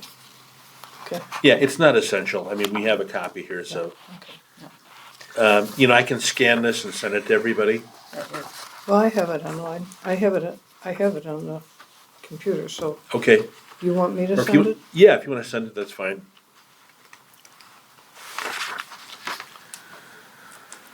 Okay, and I would encourage folks, if there's anyone else that you can think of that you would like to nominate, I'd encourage you to do that. We've given more than one Green Champion Award. So, I don't see a problem with that.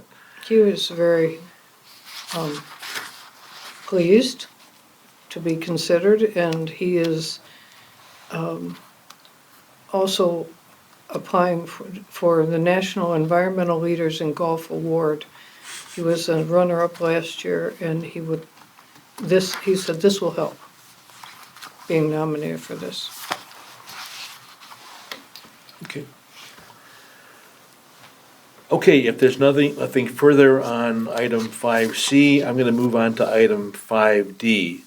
Update on Metropolitan Mayor's Caucus Crocus Program. And if you may recall that I talked about this at a prior commission meeting, and Crocus stands for Community Research on Climate and Urban Science. And what they're looking for, this is through Argonne Labs, and what they're looking for is locations for data collection that has to do with climate. And so I did reach out to, her first name is Robin Grange, and she's heading up the program. And I communicated with her by email and phone. I said, what do we need to do to be considered for a crocus location, as a crocus location? And the benefit would be, if it's in proximity to a school, there is a educational element to that. And she said, well, I'm so glad you contacted us. We are assembling a list of candidates for, these locations, for these data collection sites. And so she said, I sent our information, so they're gonna evaluate the different locations. There'll be some in the city of Chicago, there'll be some in the collar counties.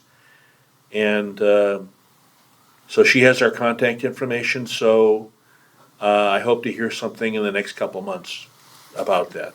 What's her last name? It's Grange, Grange,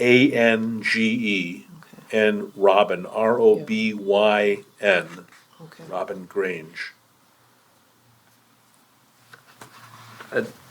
This is Commissioner Leishman. Did you specifically suggest any particular schools in our? I didn't, I mentioned District 45, since Okay. District 45 has the most, locations, most schools in Villa Yeah. Park. And when I thought about it, I thought of Jefferson Middle School. There's a lot of area there. I thought of Jackson Middle School. There's great locations there. North School. What would be interesting about Ardmore is the amount of cars that drop off kids at It's Ardmore. close. Yeah, there's not a lot of space at Ardmore. Yeah, just toward the back. I'm gonna recognize Commissioner Moore. I think the best place would be Jefferson, because at some point they might be able to monitor the diesel pollution from the railroad adjacent to it. There's a lot of concern about the particulates, and the fact is that Metro is working toward coming up with a way to get rid of the diesel locomotives. It's a system, it's an industry-wide problem, and it's gonna take a lot of work, but they are starting out working on it. And I will also add that diesel school buses are, Contributing. yeah, contributing. And if you go to every school has this is a no idle zone. They don't want school buses idling in front of schools. In fact, the school bus company that I work for just put out a little thing about why we don't want to idle in front of schools, because of the health issues. So. Commissioner Leishman. And as someone that lives by Jefferson Middle School, I can assure you there are plenty of cars that idle there as well, Yeah. both during pickup and drop off. Yeah. So That's the case at all the schools. Yeah. It's, yeah. It's amazing, yeah.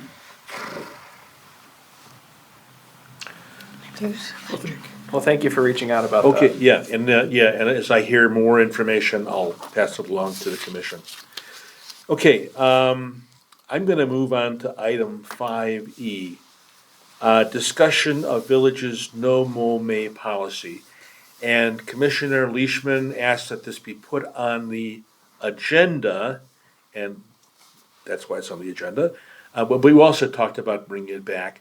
So this week, I went over to the Public Works building and to speak with Mark McLaughlin, who's Community Development Director, Economic Development Director now.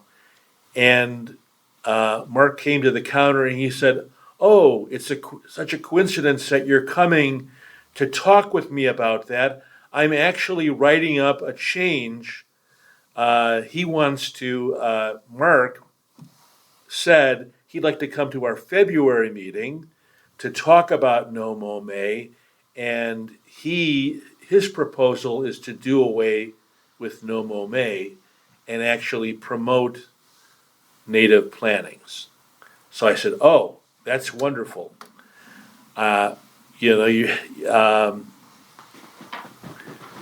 So he is writing up a new policy, and he wants to come to the commission's February meeting to present it to us for our discussion.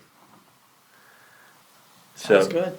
yeah, I mean, it doesn't mean we have to adopt his recommendation, but it sounds like he's putting a lot of thought into it. And we had a brief discussion about what happened at the village board meeting and how the policy we recommended was changed and how we didn't think it was a great policy. And he agreed with that. So my intent going to talk with him was to see how it affected the enforcement part of it. Code enforcement. Yeah, code enforcement, exactly.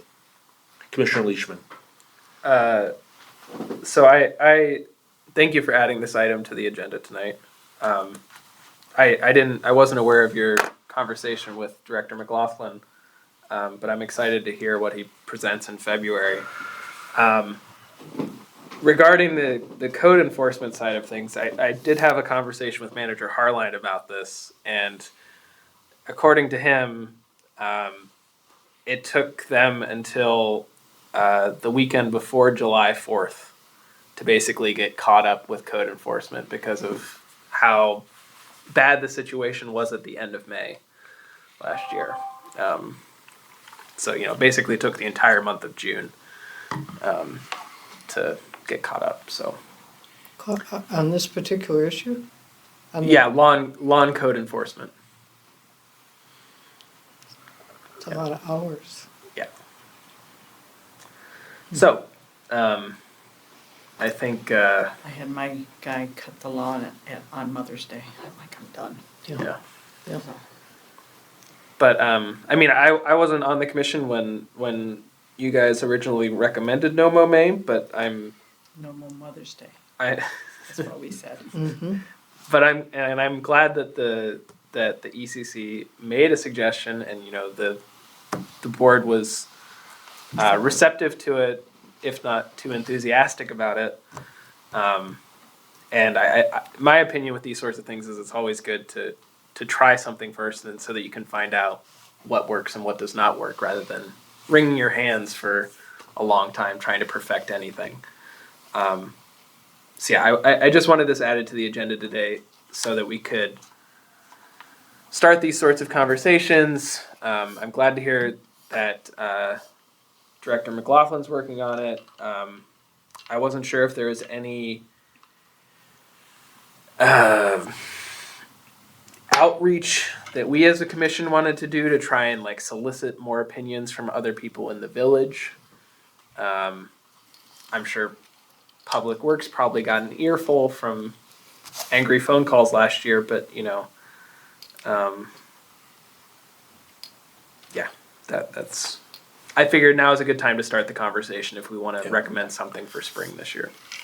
This is Commissioner Wagner. We may want to just make some contact with Lombard to see how their program went, because they seem to be well organized.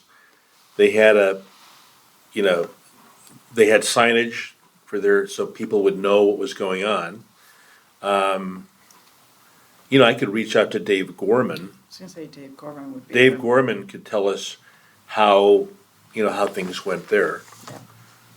And that may influence how we, Yeah, it would provide Except- more information. well, yeah, Yep. He's a Villa Park resident, but Yeah. what's that? he's a Villa Park resident. He is, right, yes. But he's on Lombard's staff. He is the Assistant Public Works Director in Lombard. Okay. I didn't realize he was a trustee of the Conservation Foundation either. He mentioned that the other day, Oh, okay. so I'm like, that's good to know. That's good to know. Yep, And with Working Bikes as well. yep. So, yeah. Oh. That's good. Okay, I'll get some information together, and of course, anyone else who wants to contact any other communities to get their take on No Mow May. I know several communities did implement it, so.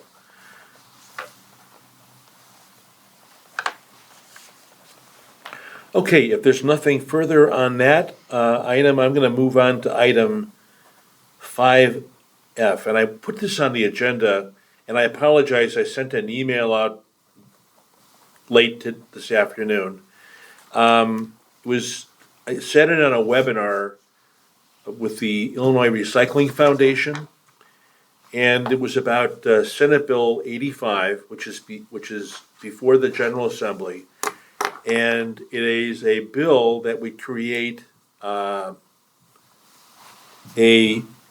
system where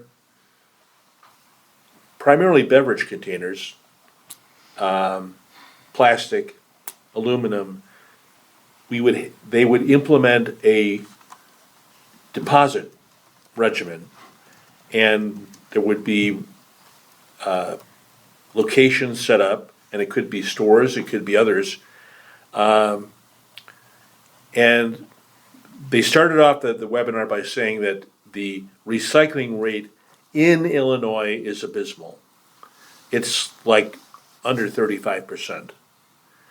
And if you go to events, you see people routinely throw away aluminum cans. And I remember as a kid,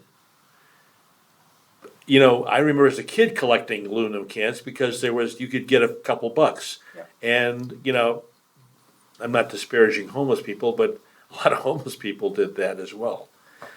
So, and they presented in the webinar the evidence that states that have a regimen set up for, where the deposits are paid and there's places where you can collect them, they do a lot better and so I sent an email to Kay McKean, and she was favorable, but her comment was that, for example, stores that would collect cans,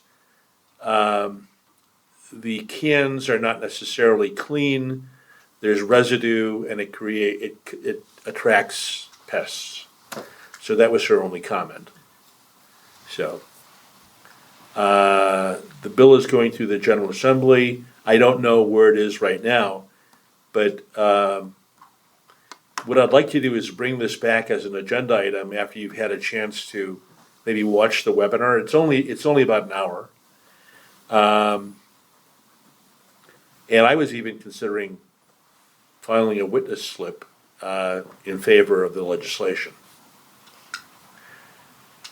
there are, if you look at, you can see all the people that have filed witness slips, there's a ton of people, a ton of groups that have filed witness slips in favor of it. So, but we'll see what happens. So if it's okay with the commission, I'd like to bring this back in February.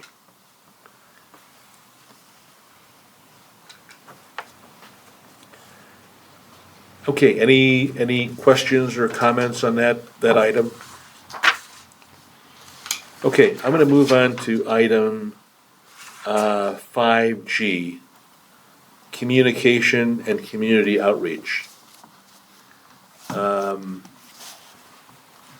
I saw you had a post that was about walking. Oh, that wasn't me. Was that Mary Ann? I think that was Commissioner Greco, yeah. Okay, I thought that was well done.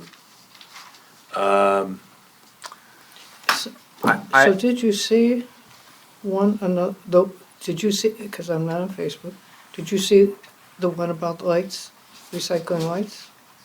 Because I sent it to him. I did not check in particular. Okay, Do you remember roundabout when it should have come out? It was whenever, when was I supposed to do it? Because good old Trello tells you, get yourself January 8th.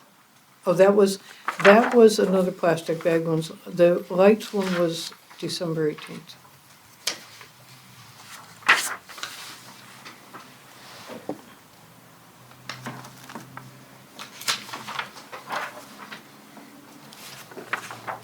I wonder also, I think I talked to you about this before, about monitoring that site. Because people responded to some things, and I use Carl's Facebook to respond to them, but we as a commission, if we're gonna put this out there, need to be able to answer. So, I don't know if somebody needs to take responsibility, if I can't. To make sure we continue communication if we get a question. I'm happy to do that. One thing that will make that If we use the hashtag. easier is if every post we do has the hashtag 'Cause you on can it, the search- Growing a Greener Garden Village thing. Yes. Because Yep. if you do that, then all of these posts would be easy enough to look up. I don't see a post about recycling the lights, but Facebook isn't exactly,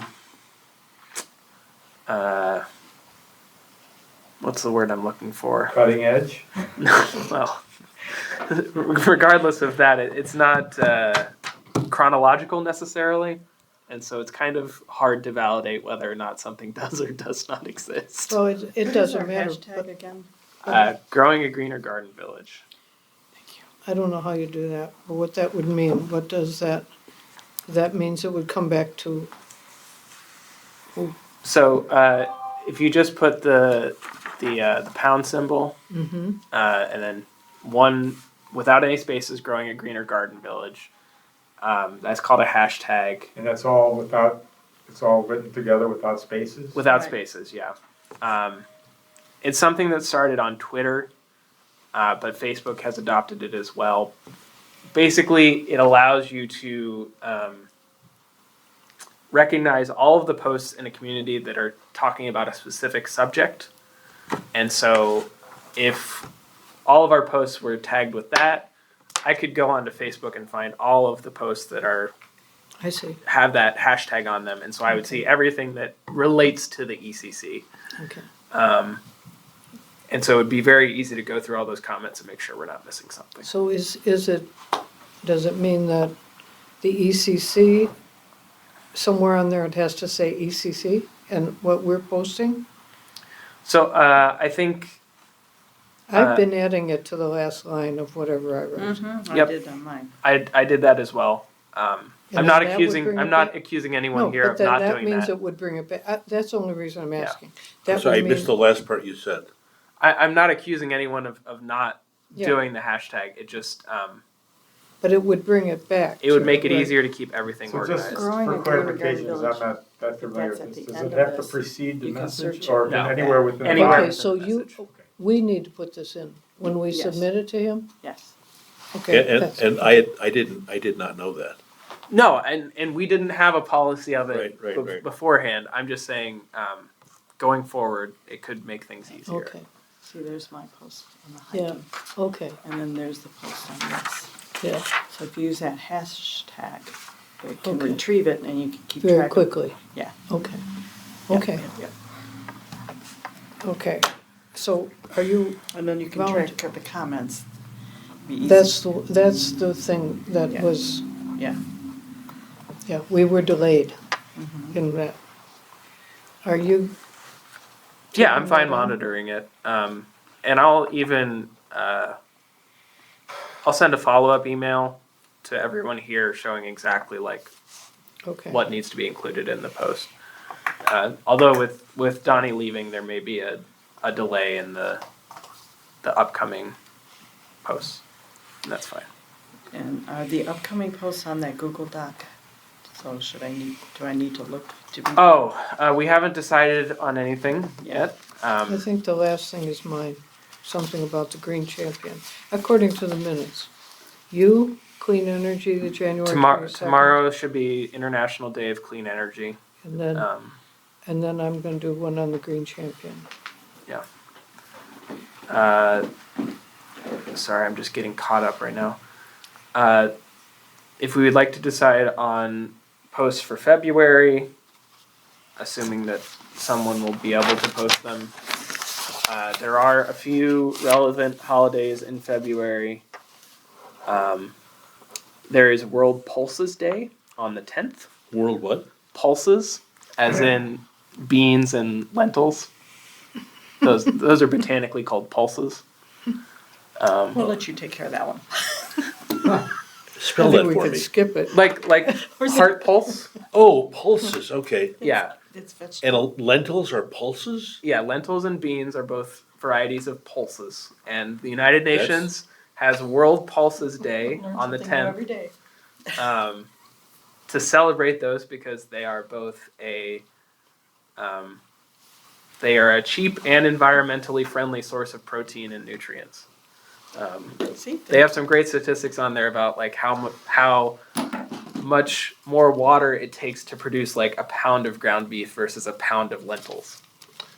Lentils, Lentils unite. is my favorite soup. There you go. And I was told that in the Depression, lots of people had lentils. Yeah. No, they're a great cheap source of protein, shelf stable, fantastic.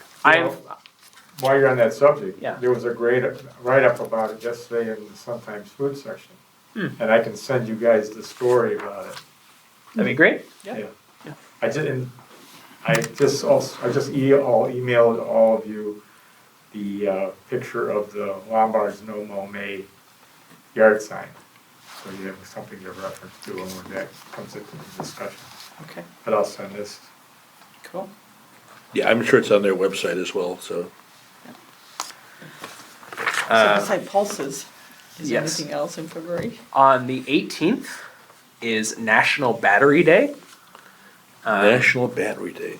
One idea I had was to highlight our battery recycling program that I think we still do over at Public Works, right? Yeah. Yes. I don't think a lot of people are aware of that, but it'd be good to highlight that. And I would add one thing. I meant to forward this.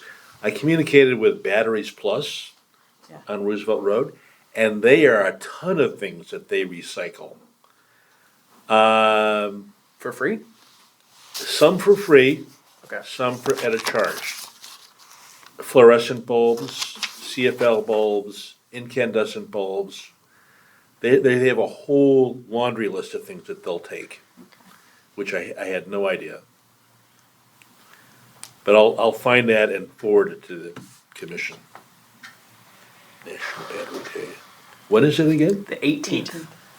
February 18th. Yes. Well, okay, so I have the week of February 5th, 12th, 19th, 26th. And So when put it, that in, and World Pulses Day is when? The 10th. February 10th, okay. I'm gonna make lencha leves. Lentil soup in Hungarian.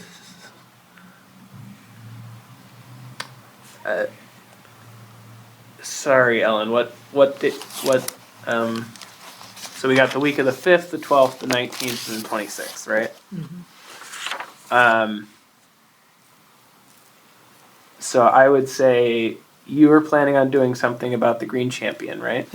that's for this next week. That'll be next week. Then World Pulses Day, which I'm happy to do, would be the week of the 5th. I'll probably do that. Like maybe I'll have it. Well, there won't be any Donnie, but maybe the 9th or something like that. And then batteries would be the week of the 12th, leading up to the 18th. If someone would be willing to do a post about that. I would just make a comment. Susan McVeigh is very busy. Yeah. And I don't think she's gonna be able to take this duty on. Okay. I would be very surprised. Maybe That's- Brian might do it, I don't know, but They're reaching out to different departments and looking for people, and so far, I'm not sure. gotcha. Well, how about this? I will reach out to her and see how she feels about it. And if she thinks that it's something they'd like to keep doing, then I'll let the rest of you know and we can start planning these posts. Yeah, because if we create the post, it's just a matter of someone's schedule. That's true, I yeah. would think so. I'm So sorry. We're doing the writing for the most part, but This kind of ties into our Golden Shovels program, but can we, like, make a suggestion to an agent for desalting or of sidewalks that's kinder to vegetation and to pets? I know it's a little more expensive when you try to buy it, but I know when I don't use the kinder stuff, my grass, especially the new sod they just put up with the renewal project on Maple Avenue, everything within the first 3 inches of the edge dies. So sorry, are you suggesting we make a post about that for residents in the village, or Yes. we make a request for village staff to use Or that? input, well, no, we wanna, it's actually, the golden shovel thing is, we're trying to encourage Yeah. people to clear the snow. Lately, the problem hasn't been snow, it's been ice, so de-icing. I know there's agents out there that are kinder to animals and to the vegetation, so I was just wondering if this is a good time to put something out there as a recommendation for suggestions, or, a request for suggestions on how to better serve the community. So the Conservation Foundation has a whole program about use of chloride, salts. They offer training for municipalities, and they have material for homeowners on how the judicious use Right. of that, Yeah, I know Public Works has modified the trucks to actually spray beet juice right? on the pavement to Right. keep it from icing. Yeah, the problem is it works only up to certain temperature. Right. So it gets too cold, it's just, doesn't work. Just turns things red. Yeah, I think that could be an interesting thing to share with the community. Maybe that could fall in the week of the 19th, assuming that we have a member of staff with like bandwidth to take care of this. I can stop down at Ace and see what, do some price comparisons and get that back to you. Yeah, I don't want you guys to spend too much time working on this when there's no guarantee that the stuff is Right. going to go out. Right, but it would help support a local business. And, Sure. and a lot of people just don't know. You know? Yeah. They buy whatever's cheapest, which might also be the most toxic. Are you writing that? Am I writing it? Yeah. I guess I have to do Okay, I have to do the research, and then I'll submit a draft. okay. And who do you want me to submit that to? TBD. You can send it to me if you like. I just S. McVeigh at invillapark.com. I will reach out to Yeah, right. I'll reach out to Suzanne McVeigh and so I think that basically gets us through the month, right? Well, we have the 26th, and I'm wondering about just some kind of a, encouraging people to turn off their cars at the schools. I mean, when it's cold, I get it, they're not gonna do it. But this is the end of February, consider, It can still be quite cold at yes, the it end of can be, February. but, you know, All the schools have anti-idling signs in front of them. yes, but they're not listening. They're what? They're not doing it, they're still idling. Right. And there's also people that are parked so far away, at least at Jefferson, that they probably don't even see those signs. Like, I mean, they go down blocks in Yes, both directions. Yes. Um, And the other thing would be to put on there, encouraging, now I don't know who they'd respond to, but about what we're talking about, the lawn, the no mow May, what you said, getting an idea from residents about their reaction. Is there a way to do that on there, on this? So we're asking them to, maybe that's for March 4th. I would just make a comment. I mean, individuals can do surveys on, let's say, Facebook. I mean, if someone wanted to do a survey, I mean, it wouldn't be scientific, it wouldn't be random, but at least you get some sampling of village residents that would say, I hated it, I thought it was great, or, whatever. Well, and, would- and that, sorry. Is that what you just asked? Just give. I've in our never done a post- survey on Facebook, but I know you can do it. I mean, it can't be too complicated because people do it. I think we need to wait for a new public information officer. Yeah. Well, that if we are doing it as a village, yes. Yeah. But There are multiple communities, and you would probably have to do it within all these individual groups. Yeah. Because they,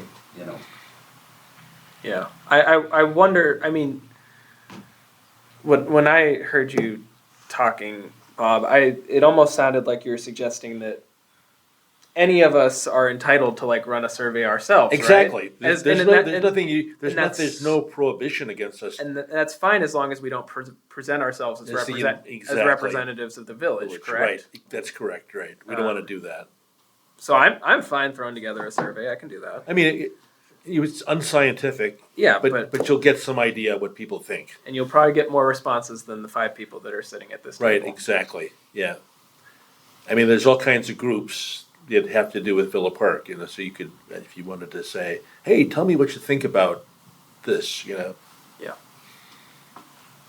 Anyways, What about the 26th then being unidling? what's that? The 26th of February, idling cars. I mean, if it's just educational, there's nothing wrong with that, Yes, right? yeah. Yep. The other thing that we probably want to squeeze in before our March meeting is we probably want to do another reminder about Green Champion nominations. Right, that's exactly, yeah. Green Well, Champion and Spring Sweep, I think, needs to get, Okay, so I'm supposed to do one this week for Green Champion, according to the minutes. I'm saying sometimes people benefit from multiple reminders. So do it again? Oh, yeah. It could be the same post, just ask them to do it again. You can, yeah, Can you post it on this date and this date, yeah, okay. right? So I'll do that on the 4th, repost March 4th. March 4th. Yeah. Yes? No? Mhm. Okay. Because the deadline is. And I'm just wondering out loud, who's gonna handle the Village Matters, because that was Donnie's thing to handle. Well, we can leave that up for village staff to Yeah, right, figure exactly. out. Yeah. Good. Is he going to? I saw this. You know, my son has a standard comeback, because he considers himself a nihilist, and he says nothing matters. So maybe he could revise it to nothing matters for a few months. The Villa Park, nothing matters. Oh my God. There was a contest to select that name, I can remember that.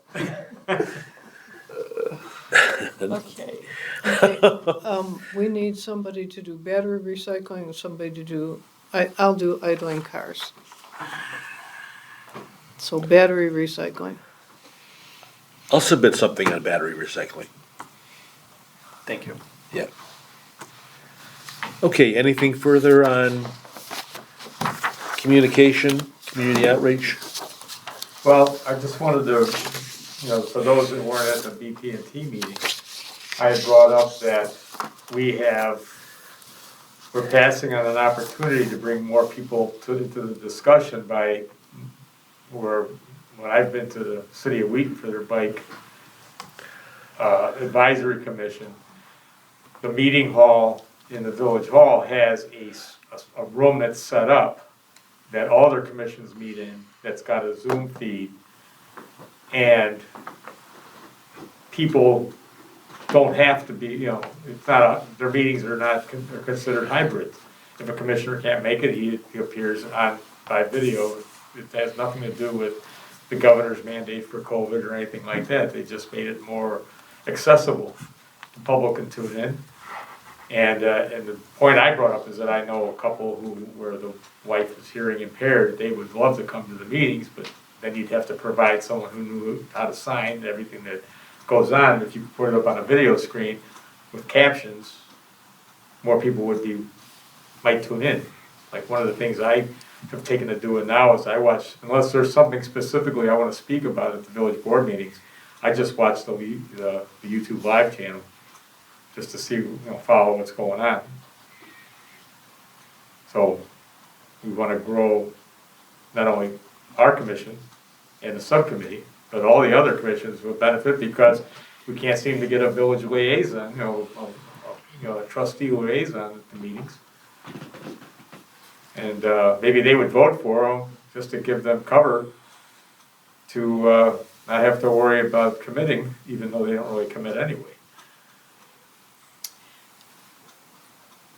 So what exactly are you asking? Well, we make a proper proposal to the board or appeal to the board to fund a common accessible medium that all the commissions can appear at, because, once they shut down Iowa Center, those meetings over there aren't gonna happen anymore. They're gonna have to accommodate them somewhere. I said this already in the BPT meeting, but I still think I agree, anything that we can do to make it so people don't have to physically come to this room to voice their opinions would be great. And I think the cheapest way to achieve that would be to just have a Zoom meeting. And So it will be $0. Everything is set up for it. yeah, exactly. And But as far as, you're not trying to say that commissioners not attend the meeting though? No, by all means, you still have to have a quorum. There's a requirement that a certain number that quorum has to be present, physically present. Correct. And then the Open Meetings Act, there are certain requirements for, if you can't attend a meeting, there's only certain reasons, Right, exactly. I guess a so. proposal would have to be made to the board, either officially by the commission or individually asking the village attorney to research how we could comply with Open Meetings Act and provide access to people who can't make it on a regular basis for all the commission meetings. Yeah, I think we discussed this at our bike pedestrian transit. We did, but Yeah. not everyone that was here was there, so, and, I mean, we're already mandated to make audio recordings, who's listening to them? We're not mandated, I mean, a trustee requested it, and that's why we're doing it. Oh, okay. I mean, It's not mandated by the state. it's village code though. It was Yeah, a village yeah. board decision, Yeah, board decision. Yeah. yes. It's a policy. That we have to comply with. So, How about we I- table this for today? Yeah, exactly. Yeah, I already have it as an action item from the BPT that I'm not gonna make any formal requests or anything, but I'm gonna start a conversation with the office of the village manager to see what is. Are there cameras, any cameras in this room, Vasily? Absolutely, because the traffic and safety is televised live for sure. Right, Out there or in here? That's out there. That's out there. But that's a camera right there. That's And what if I I mean. hooked my computer up to it, I'm sure it would. Right, and it's Bluetooth, so we can do So a Zoom meeting. Glenn Liljeburg's company sends someone to, they operate the control room and we do it out there. No, we do not want to pay Yeah. for additional recordings. Yeah. No, We could no, either we don't, use the no. technology the village has Right, and see if it's allowed, which it probably is. If somebody wants to attend via Zoom, then they can request and, say, I'd like to participate, send an email, sign up, we start the Zoom, you get Yeah. it going. And as long as the village has a Zoom license, which I Which it do. We do, I for sure- sure. I think you and do. We have Teams, no, Teams are, yeah, Zoom we have, for sure. But we would probably need, or you would probably need to get a legal opinion, because like public participation, they need to sign in, I guess, right? So how is that gonna, I Yeah, don't know. you'd have to send them the link and then they'd have to join the meeting, because you kind of want to monitor it, so you don't want anybody to just. right, there's all kinds of examples of things that go wrong. Yeah, Yes, yeah, it has to be moderated. Yeah. But right, but it can be done, Well, maybe, can they send a request? yes, exactly. They can send a written request and then they have to be muted. well, that's, Just the observing. administrator has the power to. you just to mute. you just set up the requirements on the Zoom meeting that like they have to be logged into their account to access the meeting, and then you can even have it set up, I think how the library does it, where like there is an admin that has to approve every individual person that pops up as trying to join the meeting. Yep. Um, We have a book discussion that's run that way. Yeah. So, So I think it's possible, but I will talk to staff about. yeah, so we're that gonna, possibility. we'll revisit this at our next meeting. Yep. Okay. Okay, if there's nothing further on 5G, I'm gonna move on to 5H. Purchase of compostable cups for the cocoa crawl. So, Bob had come and asked, we had talked about the commission sponsoring the cocoa crawl. We, I would say no more than $125 worth of cups. We have some existing already Okay, left from last year. 8 ounce, we shifted from the 10 ounce to the 8 ounce. And the Okay. reason why we have the cups instead of just using the mugs is because of the whole prospect of germs and not passing on germs. So that's why we do the small cups. So it's up to the commission whether or not you approve the purchase of not to exceed $125. And then we can talk about mechanics. We have okay, existing lids already that are not used, that will work with an 8 ounce and a 10 ounce cup, so, so $125 will get us what we need for cocoa crawl, yeah. a compostable cup, okay? And I think you supplied me with the name, okay, and maybe I'll get with you tomorrow and give you, so I can get this rolling right away, so we get everything by Right, but you well probably before need, February 10th. yeah, you probably need a vote from the commission. Oh, yeah, absolutely, of Yeah. course, yeah. So I'll entertain a motion to spend not to exceed $125 for compostable cups. I second. Commissioner Leishman, I'd like to make that motion. okay. I second. Seconded by Commissioner Draconis. Is there any further discussion? I have a little tiny problem with this. When I was doing a deeper dive into compostable materials. I know. LRS does not accept compostable materials, and the representative from there told me that there's no one in the state of Illinois that accepts compostable materials in their landfills Yes. because they take so long to break down. Yep. So I understand we're trying to be green. Yes, but it beats styrofoam. is Oh, well, all. of course it's styrofoam, but But the, styrofoam would be a lot the cheaper. number 6 styrofoam is accepted by LRS. Okay. Like, for example, when you go to Portillo's, those big tall Portillo's styrofoam cups have a They're- number 6 stamped on the When bottom. they no longer doing the styrofoam. I haven't been there lately, but I understand what you're saying, but we just had a discussion at my house about another group that my wife belongs to, and she's trying to get them to buy basically something like this, which will be hot and cold, because, I don't know how we would do that on a cocoa crawl. well, because we're trying to get away from bottled water because of the microplastics. And the glass straw and this is the way for us to go. So I'm looking for, because we're in discussion, I'm looking for opportunities to make something that's branded that can be reused. Well, Okay, they did produce a mug, Yes, which I thought it's a great mug. yeah, And are you still selling that? yes, You're still selling it, so yes. there you go. If people wanna buy a Cocoa Crawl mug, they can do that. Right. It's great, but as Sandy said, a compostable cup or a insulated paper cup is Food With- safety. preferable to Post-COVID, polystyrene. You gotta do Yeah, more yeah. post-COVID, I'm sorry. Yeah, It's But just- who's sharing the cup? I mean, if you buy a mug for yourself and you're going to different places that they pour a drink into that mug, who else is putting their mouth in that mug other than the owner? It's the same User. reason why you can't take the same plate up to a buffet twice. I get that, but it's not the same. It It's the is. same. It is. Depends on what sometimes when you go and they have condiments to add to your cocoa stuff. And so Yeah. they're adding stuff and sharing spoons and doing all of that. I mean, Right, because like I went for Christmas, I got a branded mug from Villa Perk. mhm.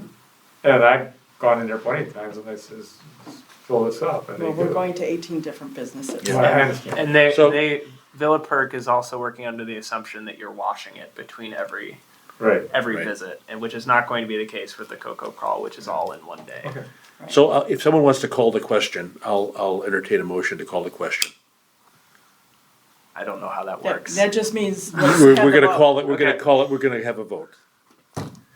Mr. Chair, I'd like to call the question. Okay, call the question, okay. Okay, Any objection? Okay.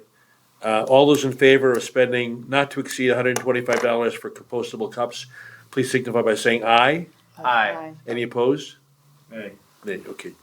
Okay, the motion passed, and I'll get with you and we'll get that handled right away. Right, but we do have, we're very much aware of the whole, I don't know, we're trying to do the best we can I Yeah, in understand. an imperfect world. I'm not trying to take us on a tangent here, but just to make sure that I understand, Lakeshore LRS. There's no they were- facility, so when you. I understand they don't have a composting facility, Right. but they're refusing it in their landfills as well. No, if you, for example, if you have Makes no sense. Yeah. if you have a place that is accepting, this came up for yard waste collection. Yeah. They do not want you putting compostable items in the yard waste because the facilities that the statewide that accept the yard waste, the leaves and twigs and branches, do not want food service compostable items or Yeah, bags in because there. because that's not really compostable. It doesn't, it takes so Yeah, long, yeah, it doesn't okay, comply with their standards. Okay, I understand now. Thank you. Okay. So is this something that we should consider earlier next year and look? Are Well, there I other- mean, quite frankly, it may be that the commission not decide to do cups next year. Because the only reason this came up is because we used to sponsor the chili Right, exactly. at Joyful Traditions. I think I would prefer the commission to sponsor a program or two at the library, get the commission's name out there. Yeah. And put the credit in the resource and that type of thing. So that, if the commission is good with that, that's something I'd like to propose. I don't wanna beat a dead horse, but Move on. but there's this whole issue of compostable and biodegradable Yes, cups yes. is evolving. There's lots of different products out there. Some are not compostable, some break down rapidly. Yes. So maybe we need to do more research. There you go. So next year, we'll do more research. That sounds good to me. Okay, Put it okay. on the Trello. Research cups. Research cups, yeah. And I would say plastic bags too. So, And I don't wanna be the one that digresses, but I went to an event yeah. and they did not have plasticware. They had, Chopsticks. they didn't have chopsticks, they had wooden knives and forks that were just like, I thought, that's great. Yeah. God bless you. I don't want another plastic fork. Okay, we're gonna move on to item 5I. Commissioner Amore wanted this put on the agenda, potential polystyrene collection program. Okay, thank you. So I looked into this, I'm gonna pass this around. We had previously looked into this through the Village of Clarendon Hills. They work in coordination with the Church of the Holy Nativity that does a monthly collection site, and they bring. Can I up- stop you? So this is not Western Springs, it's a different, Well, it's Western Springs, but they're adjacent and they work together. It's a Okay. church, it's Western Springs, but the Church of the Holy Nativity in Clarendon Hills organizes. it. Okay. It's run by their green team, okay? And so, they have a contract with DART, who has a site out in North Aurora, which is open to the public. And, I spoke with Olivia Rice out there, we've been exchanging emails. But the bottom line is this, it's nothing that I would encourage the village to do. It's just too big a deal. It's almost like trying to do a spring sweep every month. There was at least 12 people there with different stations collecting from vehicles. You had to have a marked off approaches and departures, and they have to have a place to store stuff until Monday when the LRS picks up. You have to have room to park a 53-foot trailer. We just don't have the infrastructure. no, and, So what I was gonna suggest is that my wife is a member of the Lombard Garden Club. They're collecting number 6, an approved styrofoam. She's collecting it from them. I'm collecting it from you all. I spoke to the person out there that was running the site that day, and they said they won't prohibit people from other towns coming and dropping stuff off, but it has to be fit within the requirements that LRS has. And, which means it has to be clean, it has to be stamped number 6. There's a lot of things they won't take. So I would just say that at some point, if we have to, number one, I would encourage getting LRS to have a presence at Spring Sweep and put that on the list and make sure they show up this Or year. DART. they always do. DART, Dart. I'm sorry, misspoke. DART, I think, didn't show up until late or not at all last time. They didn't show up at all, right? Yeah, I can go over that. Yeah, I think and I've I covered wish this you would. ground before, but I'll happy to Yeah. do it again. So I would encourage people to save their stuff and bring it to Spring Sweep, or direct them to the North Aurora site or to Western Springs if they want to recycle the styrofoam. And I will, like I said, there's another site in Hillside that's taking the peanuts. I'll be happy to collect those from you guys if they're bagged. But I can't get overwhelmed with this stuff. I have a place where I can store it, sort it, and bring it over there when I get, a van full. But at least we're making a small dent. So, yeah, So what were you saying about Dart and Spring Sweep? Well, how about we go to spring Yeah, sweep? well, I can cover that when we go to spring sweep. Oh, okay. So a lot of this information is something that Margaret Schieffer, Yes. former commissioner, covered with us. She went out to visit their operation, so I thought we had reached a conclusion that we weren't gonna do this, but, okay. Well, I'm glad that you're gonna collect it. More power to you. So, anything further on this one? That's Okay. all I got. Okay, all right, I'm gonna move just quickly to item 5J, planning for spring sweep. It's May 18th is the date, it's the third Saturday. I did send out, actually, about a week and a half ago, I sent an email to Suzanne McVeigh, Rich Salerno, who always helps us coordinate. I copied you, did I copy you? I never got an answer from Suzanne, because I asked her to help facilitate a meeting. So what I did is I asked Cheryl, the manager's executive assistant, to call a meeting. So our planning meeting for spring sweep will be in this room on Wednesday, January 31st, from 10 a.m. to 11:30. And I have reached out to Scarce and the county to say, this is our date for spring sweep. So a lot of the planning, we kind of know who we're going to invite. There's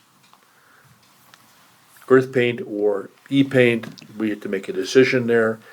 Just really quickly, I'll make a comment on Dart. We decided we were going to invite Dart to collect polystyrene. They were gonna send a truck, and I went to follow up with them to say, hey, we can't send it. We can't send a truck. Can you send us bags? And I had to plead with them to send bags. And Rich Salerno was nice enough to make some frames so that we could have, but it was a pain in the neck. They didn't follow through on their promises. So I wouldn't be in favor of inviting them back. I just it's a pain in the neck. I'm just unhappy with how the whole thing went down. well, we can try again. Yeah. I would vote on trying again because maybe different personnel, Yeah. because I think it's an issue in helping people. Yeah, so we can bring this up at the planning meeting if there's a consensus to invite them back, so be it, but I wouldn't be in favor of it. Yeah. So I would encourage inviting them back and impress upon them the fact that please don't let us down again. Well, I would say that, and staff will be present at this planning meeting. Right. You have to get staff, the logistics can be problematic in that if they collected on Saturday, they wouldn't be able to pick up until Monday, correct? Right, correct. So, they're gonna have to store, we don't know how much polystyrene they're gonna get. So all of that has to be put in plastic bags or wrapped in plastic and then put in storage somewhere until that Monday. Right. They do provide the plastic bag. Right, after Yeah. you beg. And it'd be a lot easier to move around than giant boxes of Yeah. TV sets and things like that. Yeah. Well, I'll leave that decision for the meeting on the 31st. Commissioner Leishman. Yeah, I received your invite for that meeting. And I know that's problematic for you to attend. Yeah, I definitely can't attend for all of it, Okay, all hour and a half of it. Would there be value in me being in there for the beginning 45 minutes or so? if you can, yeah, Okay. we're gonna talk about the logistics, who we're gonna invite, et cetera. I will see if I can. swing Okay. it, What but, time um, is that meeting? It's at 10 o'clock, 10 to 11:30 on 10 the to 11:30. 31st. and it may be a very short meeting. What went well last year? I mean, everything seemed to go pretty smooth last Right, year. I think that was one of the smoothest years we had, yeah. Right. There's always a need for improved signage, I know that, right? Right. Do you think anything coulda, shoulda been changed from last year? I don't know. Oh, this was my first year doing it. Ellen suggested yard signs to promote the Promote it. event. Better information about traffic flow. I mean, I have a whole list of recommendations. Good, yeah, so. okay. So just to clarify, at the planning meeting, will all the invited vendors be there? No, Planning meeting? no, Okay. no, we never invite the vendors. Yeah. We just decide who we're gonna invite. Okay. Yeah, we never invite them to come. I mean, what are they gonna say? I'll be there and I'll collect paint, so, yeah, no, we don't invite the vendors. This is But the reason I asked is because there's some times when we expect someone, they may not be there, or if somebody that we're expecting isn't able to make it, we still would wanna have time to substitute that person, like with the paint collection. Wasn't there a different person that collected paint and then we switched to, We went with, the last 2 years we've gone with earth paint, right? which is up in Wooddale. I just remember, like, the first or second year, we offered to do tires, and they didn't show. Yeah. And this poor person walked and rolled their Oh tire my God. to the sweep. Yeah, I don't And I remember felt that. so bad, Yeah. and they had to roll it back. Yeah. yeah. So, Oh, they probably had fun doing it. they were not happy. Good exercise. Yeah, so, I don't We know just how to wanted- do this either, but I had one lady come by with one bag of shredding, and she's not from Villa Park. And she Oh, said, shredded paper? yeah, I don't wanna pay that much money. Are you from Villa Park? No, okay, it's gonna be $25. Yeah. Send her to Office Depot. They charge too now, They charge, I know. yeah. But probably So- less than $25. Yeah, I don't know how to do that. I mean, if you bring one bag, give me $5, okay? I just feel like it was offsetting for her, for sure. so I guess that would be a question we would have. Would the individuals collecting the money have some leeway in reducing the cost if it's 3 boxes full as opposed to one small bag of, Yeah, so that at least the items would be Oh, you mean for shredded. non-residents? Yes. Okay. I mean, they're wasting their gas to get here. Yeah, To they're go trying to through do the the- right thing. So Yeah. I think generally, I think, so I've only been a part of this one time, and that was last year, and I worked on the earth paint truck. That was also an issue that came up with earth paint, Yeah. was that people saw that we were recycling paint, and they didn't expect that they would have to pay to recycle paint. Right. And so I think, now that you mention it, one good piece of feedback to improve on this year would be, communicate to all the vendors that if they are collecting a fee for this service, that needs to be a part of like all of the marketing that we're doing for Spring Sweep. Right. it Yes. was confusion because there was some other publication from Scarce or someplace else that went out, and so they didn't see a Yes. charge on that. We had publicized it with a charge, but they had not. Yes. And they were using that list of places to recycle and didn't expect to pay that. That was one incident Yeah. that we heard of. yeah, they need And to they showed it to us, right? Yeah. put an Yeah. asterisk that say some fee Yeah. may be required. Yeah, And it might be good to also express those fees like at the entrance to the queue. Mm-hmm. So people don't have to sit in line for 30 minutes before they find out. Yes, which means a big sandwich board or something. Yeah. Did we ever have like a residence line versus a non-resident line? No. No, it worked out. Yeah, It worked out We well didn't the have that last many year. non-residents. that would be interesting to keep track of that, but we're lucky we keep track of how many cars. But that's a good idea. You But we just- did collect fees, so the Yeah, village did yeah. get some money back. Yeah. I just don't remember how much money we collected. In advance of the meeting, I'm gonna send out the little report I did, Yeah, and then the recommendations. Okay. Yeah.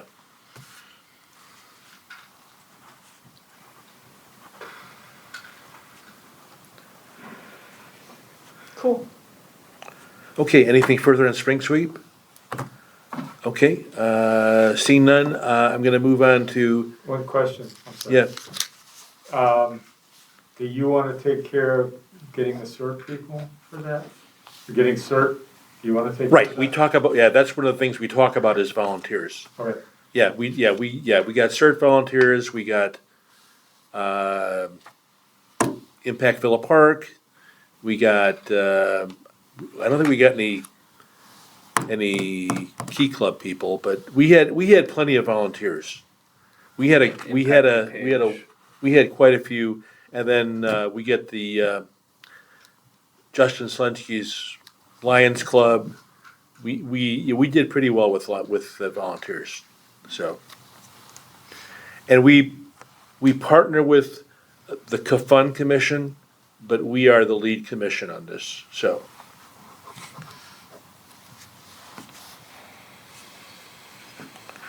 Okay, anything further? Okay, I'm gonna move on to item 6, public comments on agenda items. There is no more public here. I'm gonna go around the table, commissioner comments. Commissioner Leishman. Only comment this evening was, I already kind of made it PPT, but I attended some street team advocacy training for the Active Transit Alliance a couple weeks ago. I'm trying to get more involved in kind of their advocacy initiatives for the upcoming year. Big one that they're focusing on is the so-called fiscal cliff for RTA. For people that are on the BPT and may not be aware, there's going to be a big budget shortfall for both CTA, Metra, and PACE coming up in either 2025 or 2026. And so they're currently trying to work with the state legislature to try and fill that gap. And it And was if- $750 million per year. dollars. That they're short and money. it cannot be That they're made up short at- in operating costs, not Right. even capital And expenditures. they cannot make it up at the fare box. Wow. This is money that basically disappeared because of the pandemic, and the federal government has been subsidizing it since then. But those federal funds will end in 2025 or 2026. This is for PACE? The RTA. It's the RTA, so Oh, it's the PACE, whole Metra. RTA, okay. PACE, Metro CTA. CTA, Yeah. and Metra, Okay. all three of them. And so basically, if nothing has changed in 2025 or 2026, service for all of those would basically be cut in half, which is a big enough change that it kind of can cause like a death spiral for And I for think these there's a sorts of proposal in Springfield to yeah. combine all the agencies Yeah. under the RTA and leave it at that and not have separate Yeah. entities. Every organization has their own potential plan to solve this problem. We'll see what goes through, but that's my only comments Okay. tonight. Commissioner Morey. I forgot to mention this during Joyful Traditions, but when I was walking around, I noticed that there had been recycling boxes set up next to the trash containers, and I was wondering if anyone was monitoring them and how it worked out. Because that's what we've been advocating for at all the Yep. different, events that we have, when we finally had it. And I just wanted to shout out there directly, at least we recognize that they had it, and thank them for putting it out there. That's probably Parks and Rec, right? Yeah, I would say so. Probably Brian Roche that was probably his deal. Yeah. So, Cool. yeah, I noticed that as well. Yeah. So, anything further? Okay. Commissioner Hill? No, Okay. nothing tonight. I have a, Commissioner Draconis? yeah, I would like to put on the agenda for next, the purchase of some kind of a container here in the village, probably in your lobby, for the lights, for the Christmas lights. I'd like us to consider that. The plastic bag, we delivered 100 pounds to Ardmore School and about that same to Jefferson from Scarce, and she still has more, so I've contacted those two schools. They didn't want to do it before break. Now, the weather wasn't so good, but I've contacted both of them that I want to clean out Scarce next week and give them some. And we have not addressed Tamara, or Tamara, however Her she's. resignation. Her resignation. I was gonna mention that, Oh, yeah, okay. in my report. Just a quick question. So we can drop plastic bags off at Jefferson School? Yes, Okay. And, because we go there weekly, so we have plastic bags. yeah, over I there. don't know where you'll put them over there. So I know she what just Ardmore- needs to, she just needs to connect with whoever's doing it at Jefferson, right? Yeah, his name is Wesley. I can send that to you. Okay. Could you send that to me as well, please? Yep, Thank you. Because I forgot to bring my bags this evening. oh, Yeah. I tried to drop some off at Ardmore the other day, but it was 4 o'clock, I couldn't even, No, get anybody to answer right, the door, yeah, so they went yeah. to Jewel. okay. Okay, anything further? I have them in my car right now, recycled. That's all. Okay.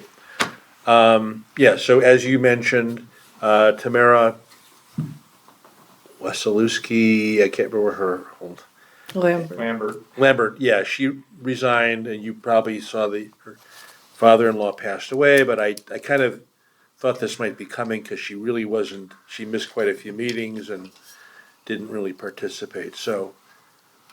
I can think of maybe other people, I would, if you know of anyone, I would encourage you to invite them to apply.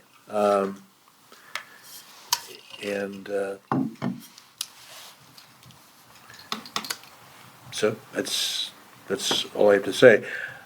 Yes, Has this already been communicated to the manager's office? no, I'll forward her email to the manager and to Cheryl and to President Kazone. Okay.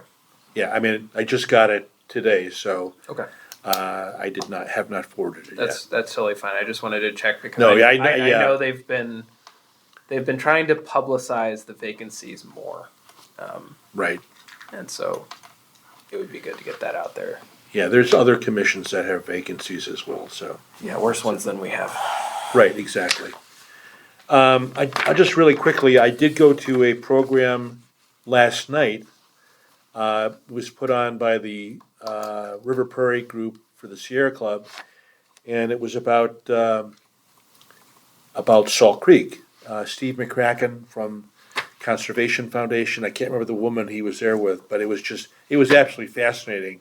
It was primarily about the removal of the Growy Dam and how that whole thing went down and the process they went through. It was really great, and it was interesting because Steve McCracken is very passionate about it, and just fascinating to. They think that we're going to get a lot more variety of fish in our neck of the woods. They caught a gar in Salt Creek. Not good. Huh? It's not a good situation. Are What's- they're not native to Illinois, right? They might be. I don't know. And I mentioned to him really quickly that a paddler, someone who paddles on, this is a few months ago, said they thought they saw a river otter. And I said, we don't have river otters in Salt Creek. And Steve said, they found one, it was a roadkill, but they did find a river otter. But he said there are lots of mink, not in the urban areas, but in the, forested areas. So I was really surprised about that. Wow. So, I just read recently that they voted to take down all the dams on the Fox River in Kane County. did they vote on it? Yeah, I thought it was each community was gonna make a decision. no, I think they voted to take Okay. them all down, right down from St. Charles all the way up to Algonquin. I mean, it's a trend that's going across the country, so. Okay, I'm gonna move on to village board liaison comments. And Vasily is our represent. So you said you handle, your main focus is stormwater, right? Stormwater drainage, creeks, special management areas, Okay. private development. So the Jackson Pond, the Jackson, that's a big project. That's completed, correct? No. There is phase 4. We're in final stages of design. It's a large storm sewer extension on Wisconsin and Right. Addison. Okay. There is some pockets of like backyard areas that we need to pick up and But the detention area or retention, I always get those two mixed up. That project, the construction or the, construction has been done. right, That's functional. The only thing is it has natives on the bottom. It has 6 inches of water, so there is 3 years of, it's called maintenance and monitoring period for the natives to take off and start growing. gotcha. Contractor is responsible for it.